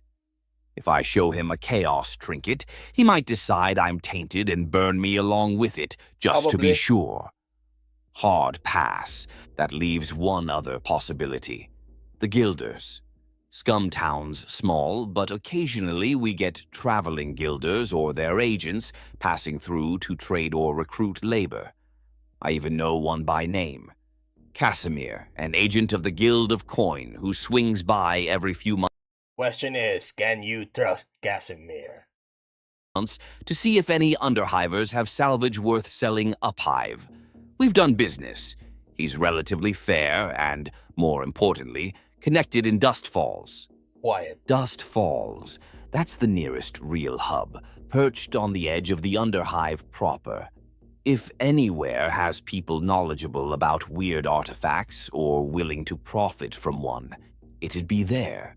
And Casimir could get me in touch or even take it off my hands. As luck or fate would have it, Casimir is due for a visit soon. Holkin's ill-fated mention of paying Rusty implied Rusty's crew, Casimir's escorts typically, had been around just prior to the raid. So I reckon Casimir might still be in the vicinity, possibly headed back to Dust Falls. I have to move quickly. Scumtown is reeling, many stalls destroyed, people packing up to relocate or rebuilding under Orlok watch. I tell a few neighbors I'm heading out for supplies, not untrue, and might be back in a week or so. I don't think anyone pays much mind. Everyone's preoccupied with their own woes. I do get a stiff hug from Marika, who thanks me again for saving her grandchildren. She presses a small cloth doll into my hand, one of the kids' toys. "For luck," she says. It's perhaps the kindest gesture I've received in years. I don't have the heart to refuse, so I tuck it in my pocket. By midday, I've joined up with a Gilder caravan heading toward Dust Falls. Caravan makes it sound grand. Really, it's 3 sump oxen pulling carts loaded with wares, a half-functional rust bucket transport crawler, and about 10 people including guards. Casimir is among them, sitting atop the crawler with a parasol to keep dripping ceiling slime off his fine jacket. The man always dresses a bit too nice for these parts. Is that a silk cravat in the Underhive? Good grief. He recognizes me as I approach the group. "Timo, isn't it? You look like you got run over by a Goliath truck," he remarks, eyeing my bandaged arm and assorted bruises. "Nice to see you too, Casimir," I reply dryly. "Scumtown had some trouble. Figured I'd join your merry band for a spell. Safety in numbers." He raises an eyebrow but doesn't press for details. Likely he's heard rumors of the attack anyway. "Well, road's open. Keep up and maybe you can help spot any salvage on the way, huh?" Yep. Always about business, that one. With that, we set off. The journey to Dust Falls is only a few dozen kilometers, but nothing straight in the Underhive. We wind through tunnel networks and partially collapsed domes, navigating by old guild maps and a ratskin guide who trots ahead silently. The ratskin, one of the Hive's native people, has face markings and animal bones woven into his hair. He'll pause now and then, sniff the air or press an ear to the ground, then motion us onward. I've heard ratskins can sense bad ground, even areas tainted by the warp. At one point, he flinches and casts a suspicious glance at me, or rather at my pack. Perhaps he senses the artifact's presence. He keeps a distance from me after that. We pass through a region called the Wailing Tunnels, named for the way wind, or something living, makes a mournful sound through the pipes. The echoes there play tricks. A few of the caravan workers get spooked when it sounds like someone crying out their names from a side shaft. I'll admit, I was gripping my stub gun tight and muttering the Emperor's prayer under my breath until we moved on. At one point, Because what else are you supposed to do? our path forces us to crawl on hands and knees through a half-collapsed conduit. The big crawler can't fit that way, so the guildsmen send the sump oxen and carts the long way around, while a few of us slip through the shortcut. I join that crawl with Casimir and 2 guards dragging my pack behind me. The tight space makes me claustrophobic. Absolute darkness except for our headlamps bobbing. My arm throbs with each shuffle. About halfway, Casimir's lamp illuminates a cluster of pale, eyeless spiders the size of a fist scuttling on the ceiling above. He swears and we hurry along, trying not to disturb them. Fortunately, they seem sated on some other meal and don't drop onto our necks. We reunite with the carts on the far side of that collapse and continue. Every step takes us through the detritus of past That was stupid. Why civilization. not just, go together, take the long way around, be safer. crumbling hab blocks where glow globes still flicker with ghost light, an abandoned Gilder way station scarred by acid, likely a past genes stealer purge or chem spill, and a dome jungle, one of those overgrown chambers where bioluminescent fungus has overtaken everything. Eerie green-blue glows paint our faces as we carefully stick to a cleared path through giant glowing toadstools. One guard tries to break off a chunk as a souvenir. The ratskin hisses a warning and yanks him back, pointing at spore sacs dangling above. We hurry on, and I later ask Casimir what that was about. He says the guide warned it was Dreamvale fungus, hallucinogenic and possibly toxic if disturbed, best not handled. The guard goes a bit pale and keeps his hands to himself afterwards.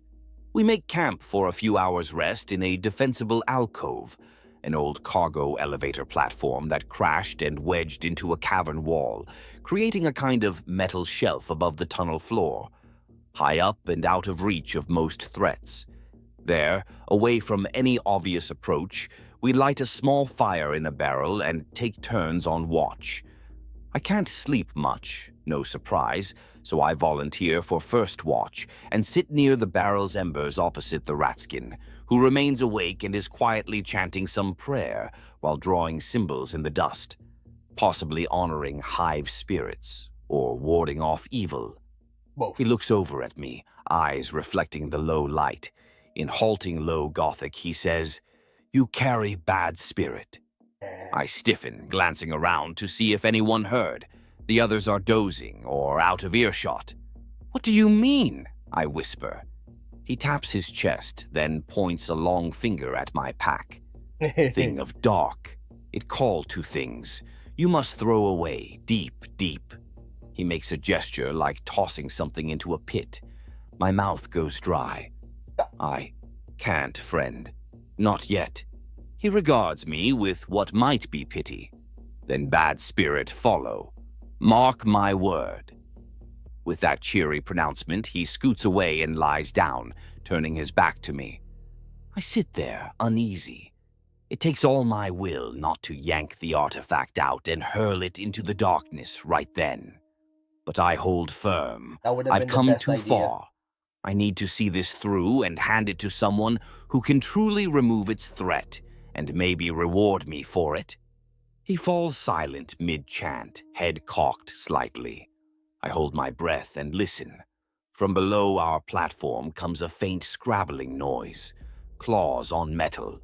The ratskin rises in one fluid motion and knocks an arrow to a short hunting bow from his pack. I quietly draw my auto pistol, all thoughts of sleep banished. A pair of beady red eyes glints in the gloom beneath us, then another set. Pale shapes skitter on the column supports. Sump rats, 3 of them, big as feral dogs and bold enough to climb. They've caught scent of our campfire or provisions. The first rat hauls itself onto the ledge, maw frothing and chittering. Thwap! The ratskin's arrow strikes it clean through the throat, pinning it against a crate with a spray of dark blood. The second rat lunges over the rim just a few feet from me. I fire twice. The shots boom like cannons in the cavern. The beast screeches and tumbles back into the abyss, leaving a trail of ichor. The third one, spooked by the gunfire, wisely decides we're not worth it, and flees, claws scrabbling as it disappears back down into the black. We wait in tense silence for a minute. Nothing else comes scurrying. The ratskin retrieves his arrow and gives me a nod of respect. I offer him a shaky grin in return. Just another night in the Underhive. The rest of the night passes without incident, unless you count my nightmares, more of the same unsettling mix. I think I might have dozed an hour or two, but I certainly don't feel rested when we break camp and move on. The Underhive doesn't care. It keeps going, and so must we. The final stretch to Dust Falls takes us over a rickety rope and plank bridge spanning a seemingly bottomless chasm. As we cross, I peer down and see nothing but black. A faint updraft carries the smell of ancient decay and chemical rot, probably the sump seas far below. The bridge sways The more he waits, the less opportunity it is to talk to his contact. with each oxen step. One misstep, and we'd be joining whatever bones lie at the bottom of the world.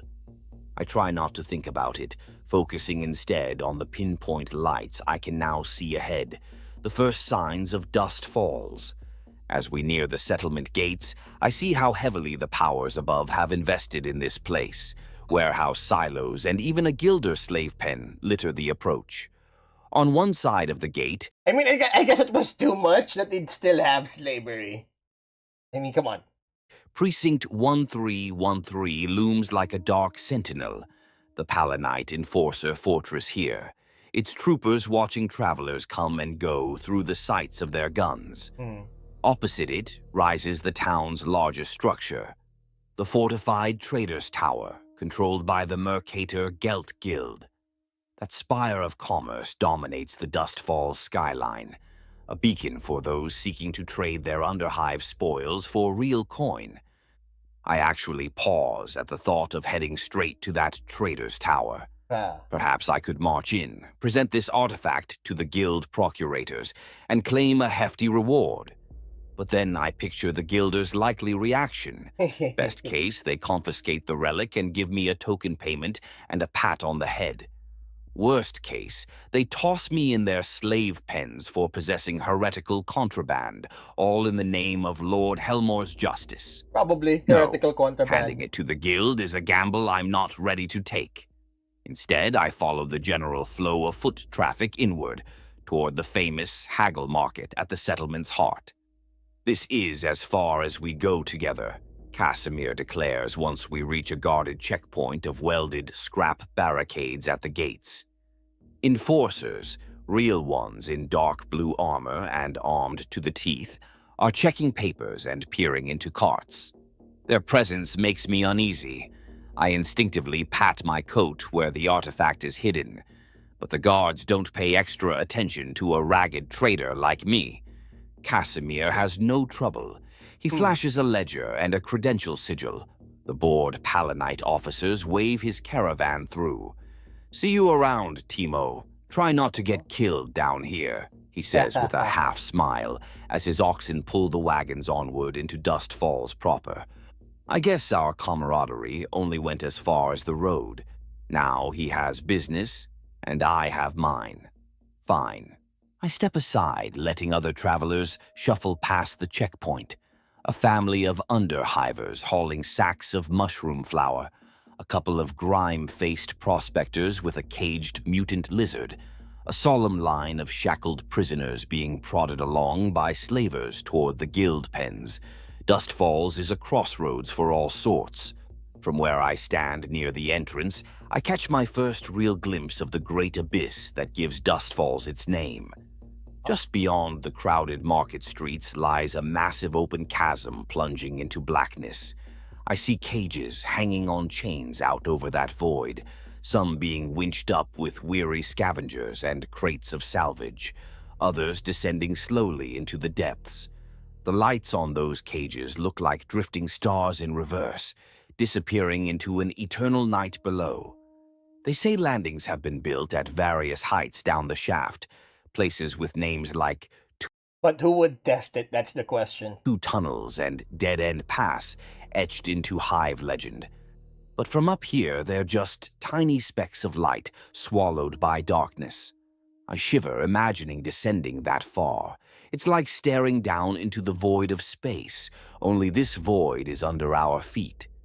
Before I can gather my next move, one of the checkpoint enforcers barks at me.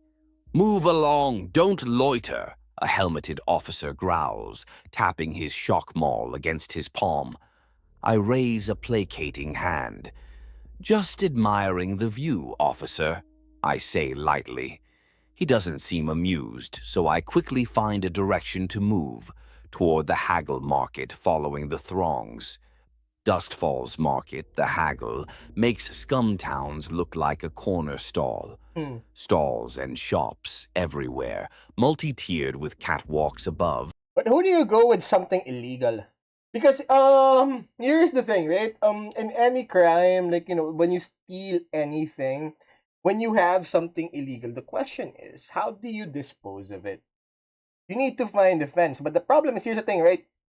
You steal a Rolex, but the problem is no one's going to pay you Rolex market price Rolex for it because they know it's stolen. Why would they pay you market price Rolex for it? Why would they pay New York price for a stolen Rolex? So the question is, where do you sell it and how do you dispose of it? It's like, if you want money, you steal money, but guess what? No one's going to pay you market price for a stolen Rolex. And a warren of alleys below. Noise. Emperor. The noise is overwhelming. Hundreds of voices bargaining, haggling, arguing in dozens of dialects. And the smells. Low smoke, sizzling some pork on grills, sweet spice from an incense seller's cart, and the ever-present undertone of sweat and filth from too many people in too little space. My senses reel. I drift toward a relatively calmer corner near some storage silos that mark the market's edge. There, a cluster of vendors sell food and drink. I spend one of my precious creds on a bowl of recaf and a protein bar. The recaf is exactly as Underhive legend promised, grayish and bitter, but it's hot, and it perks me up. The protein bar, well, it's edible, with a flavor It's and texture edible. somewhere between algal paste and cardboard. As I sip, I observe my surroundings. Enforcers patrol regularly here. I see a pair march past in formation, visors glinting, shotguns held at the ready. They look far more disciplined than any hive cops back home. Dust Falls is under Helmauer's eye, at least loosely. I eavesdrop on nearby conversations. A couple of local hivers at the next table gossip about a coming gang skirmish in the lower levels, complain about guild pricing, and then mention something that catches my ear. Heard some heretics attacked a market down Hive, Palanite Precinct 1313's on alert.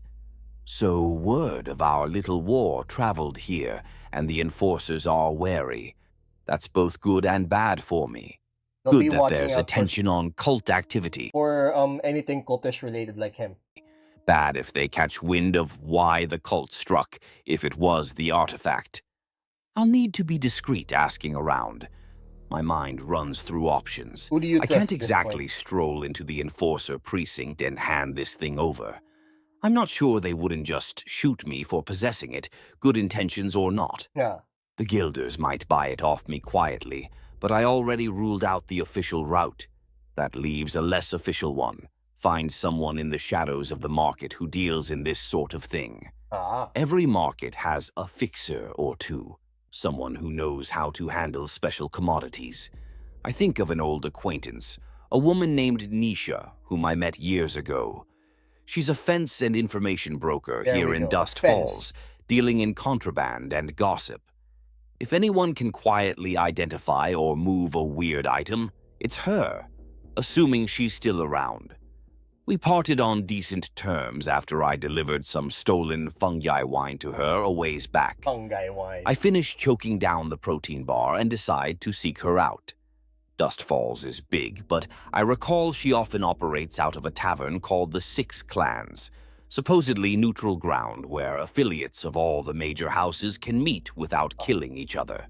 It's not hard to find. A large sign depicting 6 intertwined house sigils hangs above a reinforced door, and plenty of tough-looking patrons loiter outside under sputtering neon tubes. Inside the 6 clans, the atmosphere is tense but contained. Gangers from various houses, Orlok, Escher, Goliath, maybe a Van Saar tech or two, drink from tin cups or play cards under the watchful eye of armed neutral arbiters. A big mural of Lord Helmar himself glares from behind the bar, as if reminding everyone to behave or else. I spot Nisha at her usual corner table, wearing her signature patched leather coat and tinted goggles pushed up on her forehead. She's mid-conversation with a man in a guilder's uniform. My heart sinks. A guild official? But after a moment he stands, shakes her hand, and departs, leaving her alone with her drink. Perfect. I slide into the seat opposite her. Nisha. She looks up sharply, one hand drifting toward a concealed sidearm until recognition dawns. Then a slow smirk forms on her lips. Well, well, Timo Skeen, by the throne, what rock did you crawl out from? You look like you swam through a sump. Close. You did. I crawled through one, I reply. Up this close, I notice she's got a fresh scar across her chin and perhaps a new bionic pinky on her left hand. Life's been busy for her, too. Got a minute? I have something special to discuss, I say quietly. She raises an eyebrow and gestures for me to continue. As I begin my hushed explanation, chaos cult, attack on Scumtown, mysterious artifact. Her eyebrow climbs higher.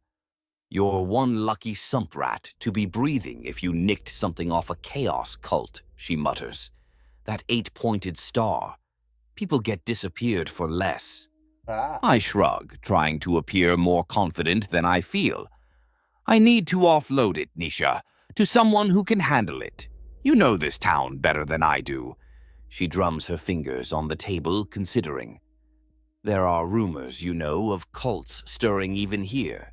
Brotherhood of the True Resurrection, some group of crazies, seen skulking about. Might be connected to whatever hit your town. Makes your item even hotter.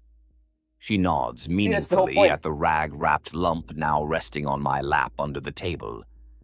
I do have one contact, though, kind of a specialist in unholy artifacts. Deals in cleansing such things for a price.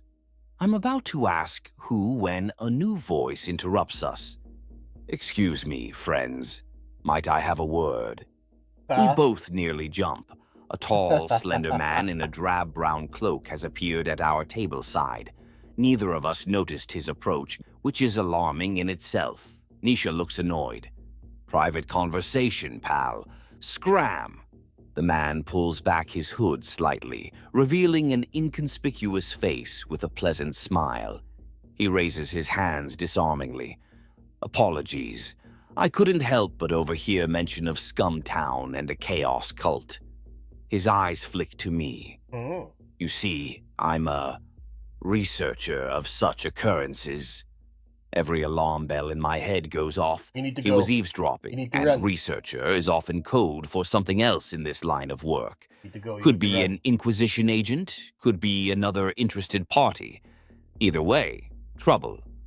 Nisha starts to tell him off again, but the man smoothly produces a small medallion from under his cloak and flashes it for just a second.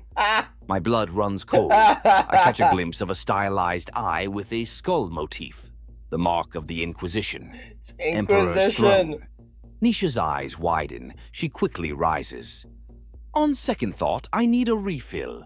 You two chat, she says, voice suddenly a lot more respectful. She squeezes my shoulder as she slides out, a gesture that likely means good luck, you're on your own.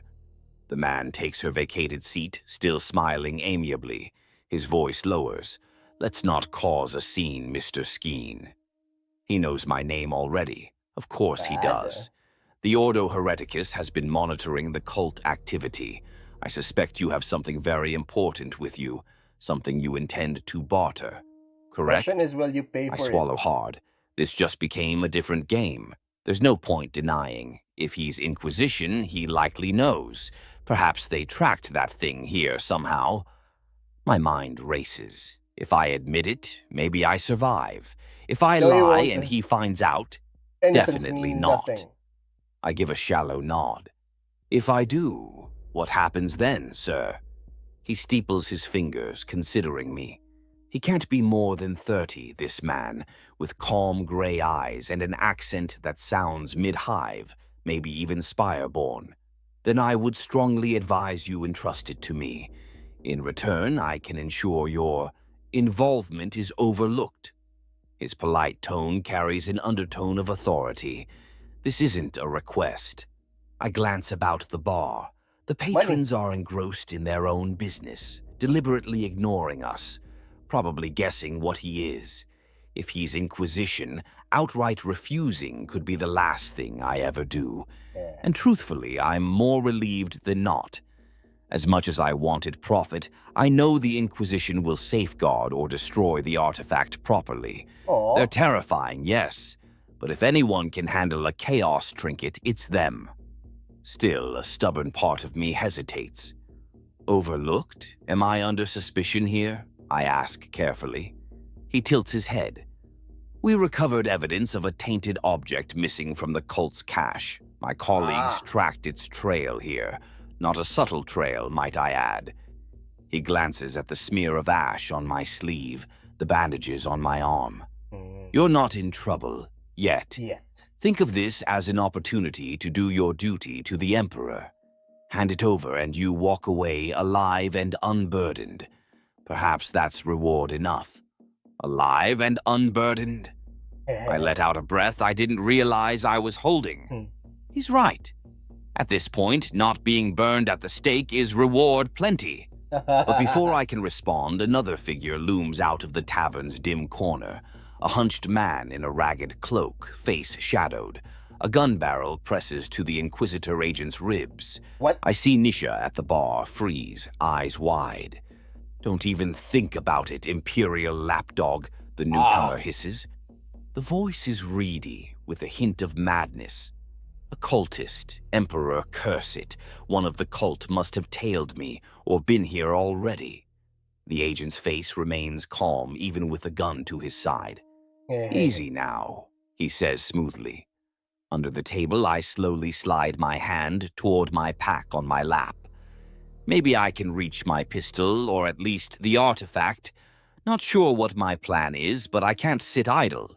The cultist. I can see his face now. Gaunt, eyes wild, cult tattoos covering his cheeks. Snarls at me. Give me the artifact, scum. Now. Or I kill your friend here, then you. His pistol hand trembles slightly. He's either injured or high on something. I raise my hand slowly, performing my best terrified merchant impression. Not wholly an act. All right. Take it easy, I stammer. I'll give it to you. Out of the corner of my eye, I see the agent's hand inching toward his coat. He's probably armed with something nasty. But he can't make a move with that gun at point blank. He needs a distraction, Probably wearing armor. which means it's up to me. Heart pounding, I reach into my pack and pull out the wrapped artifact container.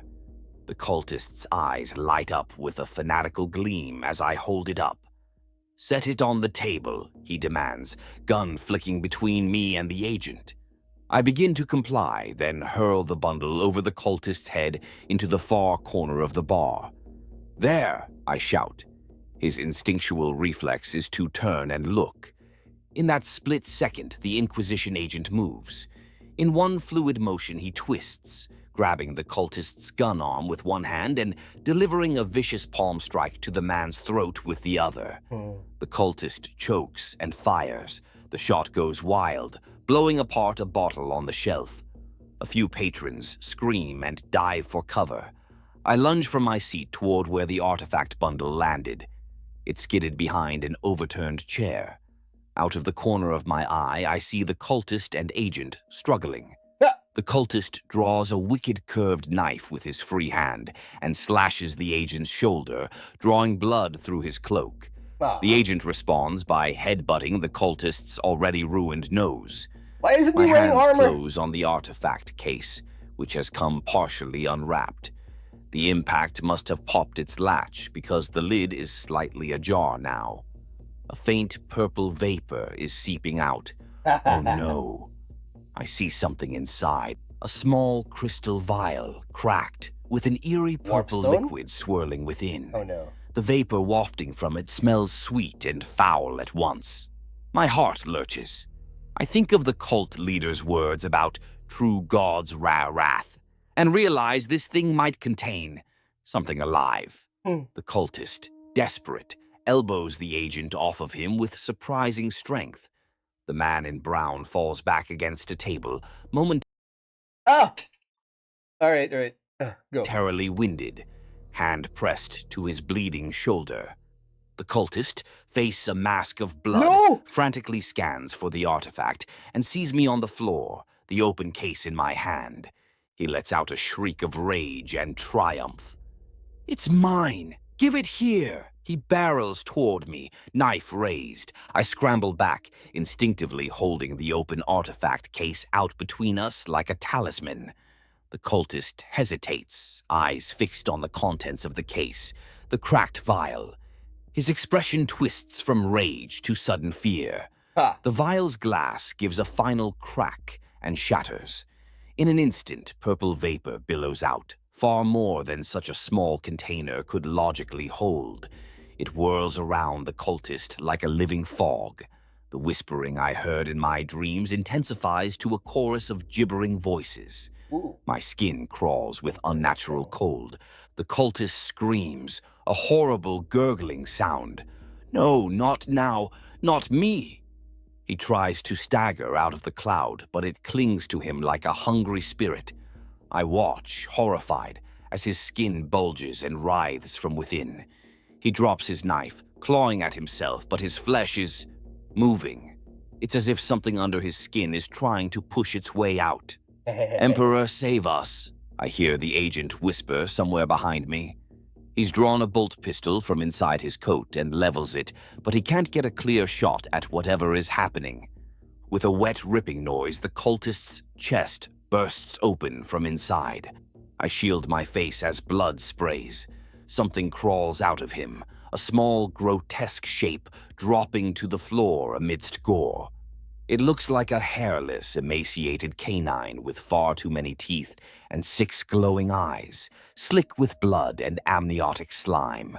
The thing shakes itself doesn't and sound emits a good. chittering hiss. "Emperor, have mercy. A minor demon has just been born into this bar." The cultist's body slumps, mercifully dead. The newborn demon thing fixes its 6 eyes on the nearest living souls, me and the agent. "Down!" the agent barks. I flatten myself as he opens fire. Blam! A bolt round streaks past me and impacts the creature's shoulder, exploding in a puff of warp fire and flesh. The monster screeches, ichor spraying, but it doesn't fall. The wound is already closing, its flesh knitting with unholy speed. It leaps, not at the agent with the gun, but at me. Perhaps sensing I was the one who broke its bottle. I try to roll aside, but it's too fast. It slams into me, knocking me onto my back. Claws rake my chest. I yell in pain as they tear through my already torn shirt and scratch flesh. Its breath is a reeking miasma inches from my face, needle teeth snapping. Only my forearm, braced against its throat, keeps that maw from my jugular. I'm dimly aware of the few remaining bar patrons stampeding out the door in utter panic. It's just us and this thing now, and I'm inches from becoming its first meal. Summoning what strength I have left, I wrestle with the creature, managing to get one knee up between us. It's monstrously strong for its size, limbs flailing, slavering jaws snapping at my face. With a grunt of effort, I shove it just enough to jam my knee into its abdomen and hold it off. My arm feels like it's on fire from the claw gouges, but adrenaline keeps me going. The agent appears beside us, lining up a point-blank shot. The demon thing senses him and twists, smacking the bolt pistol aside with surprising intelligence. The pistol clatters under a table. The creature then swipes a claw at the agent's legs, forcing him to stumble back. Snarling, the monstrosity turns back to me, redoubling its effort to rip out my throat. My arms shake, losing strength. Desperate, my hand scrabbles on the floor and finds a jagged piece of wooden debris from a shattered chair. I grasp it, and with a half-coherent yell, I drive the splintered stake into one of the creature's eyes. It screeches and recoils, ichor gushing from the ruined eye. I seize the moment and roll free, collapsing in a heap a few feet away. The demon flails, tearing the stake out of its face with a snarl. I've enraged it now. It crouches, ready to pounce again, one remaining eye fixed on me. The agent returns, having retrieved his pistol. He presses the muzzle right against the side of the creature's head. "Of Imperator," he snarls, and pulls the trigger. The bolt round blows the abomination's head into oily chunks that splatter across the bar floor and my boots. The headless corpse gives a couple of twitches, then collapses. Within seconds, the unnatural flesh begins dissolving into an acrid slime. Banished back to the warp, I pray. For a Good moment, job, boys. neither of us speaks, panting in the job. smoky silence. My chest is bleeding from the claw hits, and I think I might have cracked a rib wrestling that thing. The agent is bleeding from his knife wound and a dozen cuts as well. I shakily get to my feet, leaning against an overturned table. The agent keeps his pistol trained on the dissolving remains until he's satisfied it's truly inert. Only then does he lower the weapon and turn to me. "What in the hell was that?" I managed to wheeze, wiping demon ichor off my face with a trembling hand. He grimaces, reloading his bolt pistol with a fresh magazine from inside his cloak. "Warp-tainted concoction. In simple terms, a minor demon bound in liquid suspension. The cult likely hoped to smuggle it or use it in a ritual. You broke its vessel, so it manifested." He glances at the ooze-eaten floorboards and what's left of the cultist. Fortunately for us, it was a lesser entity. If it had been a greater demon, well, he doesn't finish, but I get the idea. I swallow hard. The thought that I'd been carrying a demon in a bottle all this time makes me want to retch. So I basically uncorked a demon and unleashed it in a bar, I say weakly, attempting a half-joke to steady my nerves. The agent actually cracks a wry smile. "Better here under my watch than opened in a crowded hive square by cultists, I suppose?" He winces and presses a hand to his bleeding shoulder. He nods slowly, retrieving the now empty artifact case from where it lies amid some broken glass. He slips it into a satchel at his side. It is, for now. I glance around the wrecked bar, completely empty save the bartender peeking from behind the counter. Poor man looks about ready to faint. Is it safe for him? I nod toward the barkeep. The agent follows my glance. "Don't worry, I'll handle the witnesses." He likely means a mind wipe or a stern warning under the Inquisition's seal. Either way, not my business. He holsters his weapon and steps toward me, his demeanor shifting from combat-ready back to calm politeness. "You acquitted yourself well, Mr. Skeen, albeit recklessly. Not many can say they've fought a demon and lived, let alone saved an inquisitorial agent's life in the process." He gives the faintest hint of a smile. I let out a shaky breath. "If by recklessly you mean nearly getting us all killed, yeah." I manage a weak chuckle that turns into a cough. My whole body is starting to ache as the adrenaline burns off. He reaches into a pocket and pulls out something, then takes my hand and presses it into my palm. It's a small coin or token, marked with the inquisitorial eye. If you ever find yourself in unusual trouble again, present this to an Arbites officer or Adeptus official. They'll know you assisted us. It might open some doors, or at least keep them from slamming in your face, he says quietly. I stare at the token. It's made of cold iron, the Inquisition symbol etched in gold. I nod mutely and tuck it away. Part of me is astonished they'd give even that as thanks. The Inquisition isn't exactly known for generosity. I must have impressed him, or at least been less of a nuisance than expected. He clears his throat, pulling his hood back up. "Now, I suggest you get back home, Mr. Skeen. And I strongly advise you steer clear of any more curiosities like this. Next time, my colleagues might not be as lenient." His tone is firm, but not unkind. "Understood," I reply, and I mean it. I've had my fill of playing with fire. He moves toward the bartender, likely to do some damage control. As he goes, he pauses and turns back to me. his gray eyes studying my battered form. For what it's worth, you likely saved a lot of lives by ensuring that thing wasn't unleashed somewhere worse. The Emperor protects, in mysterious ways. With that, he inclines his head and strides off to speak quietly to the trembling barkeep. I take that as my cue to leave before any more authorities, or throne forbid, more cultists, show up.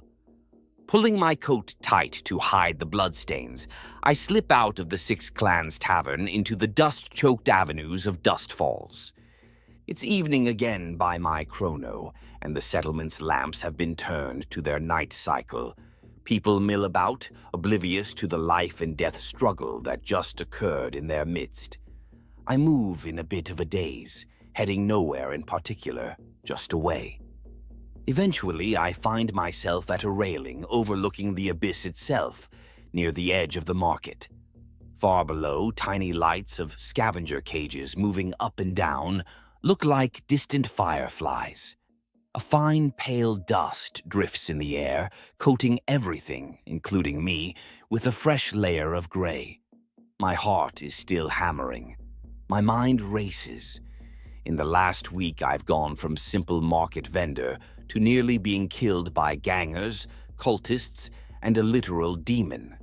My stall was destroyed, my savings dented, and my body battered. Yet somehow I'm still here. Alive! By some miracle Every day or above ground is a madness, good day, my I'm friends. alive. I reach into my pocket and pull out the little doll Marika gave me for luck. It's a crude thing made of cloth scraps and stuffing, a tiny two-headed aquila stitched on its chest. It's a bit singed and dirtied now, but intact. I allow myself a chuckle, half disbelieving. Luck, the old woman said. Maybe the God Emperor really was watching out for me after all, in his own twisted sense of humor. I tuck the charm back safely. The next day, I arrange transport on a guild caravan heading roughly back toward my home turf. Decline a subtle offer from Nisha to stick around and work for her. Gun running and narcotics dealing aren't my style. I've Not had enough anymore. criminal excitement. Decline an even subtler offer from the Inquisitor's man to perhaps serve as an informant in the future. Why Emperor, not? no. I want less to do with such matters, not more. He doesn't press me. I think he understands too. The journey home is mercifully uneventful. After what I've been through, even the sight of our familiar collapsed dome with that trickle of dust feels almost comforting. I arrive to find Scumtown rebuilding. Some faces are absent, casualties of the cult raid, but many nod in greeting as I pass. Word travels. They all know I had left to deal with something related to the attack, though they don't know details. Fine by me.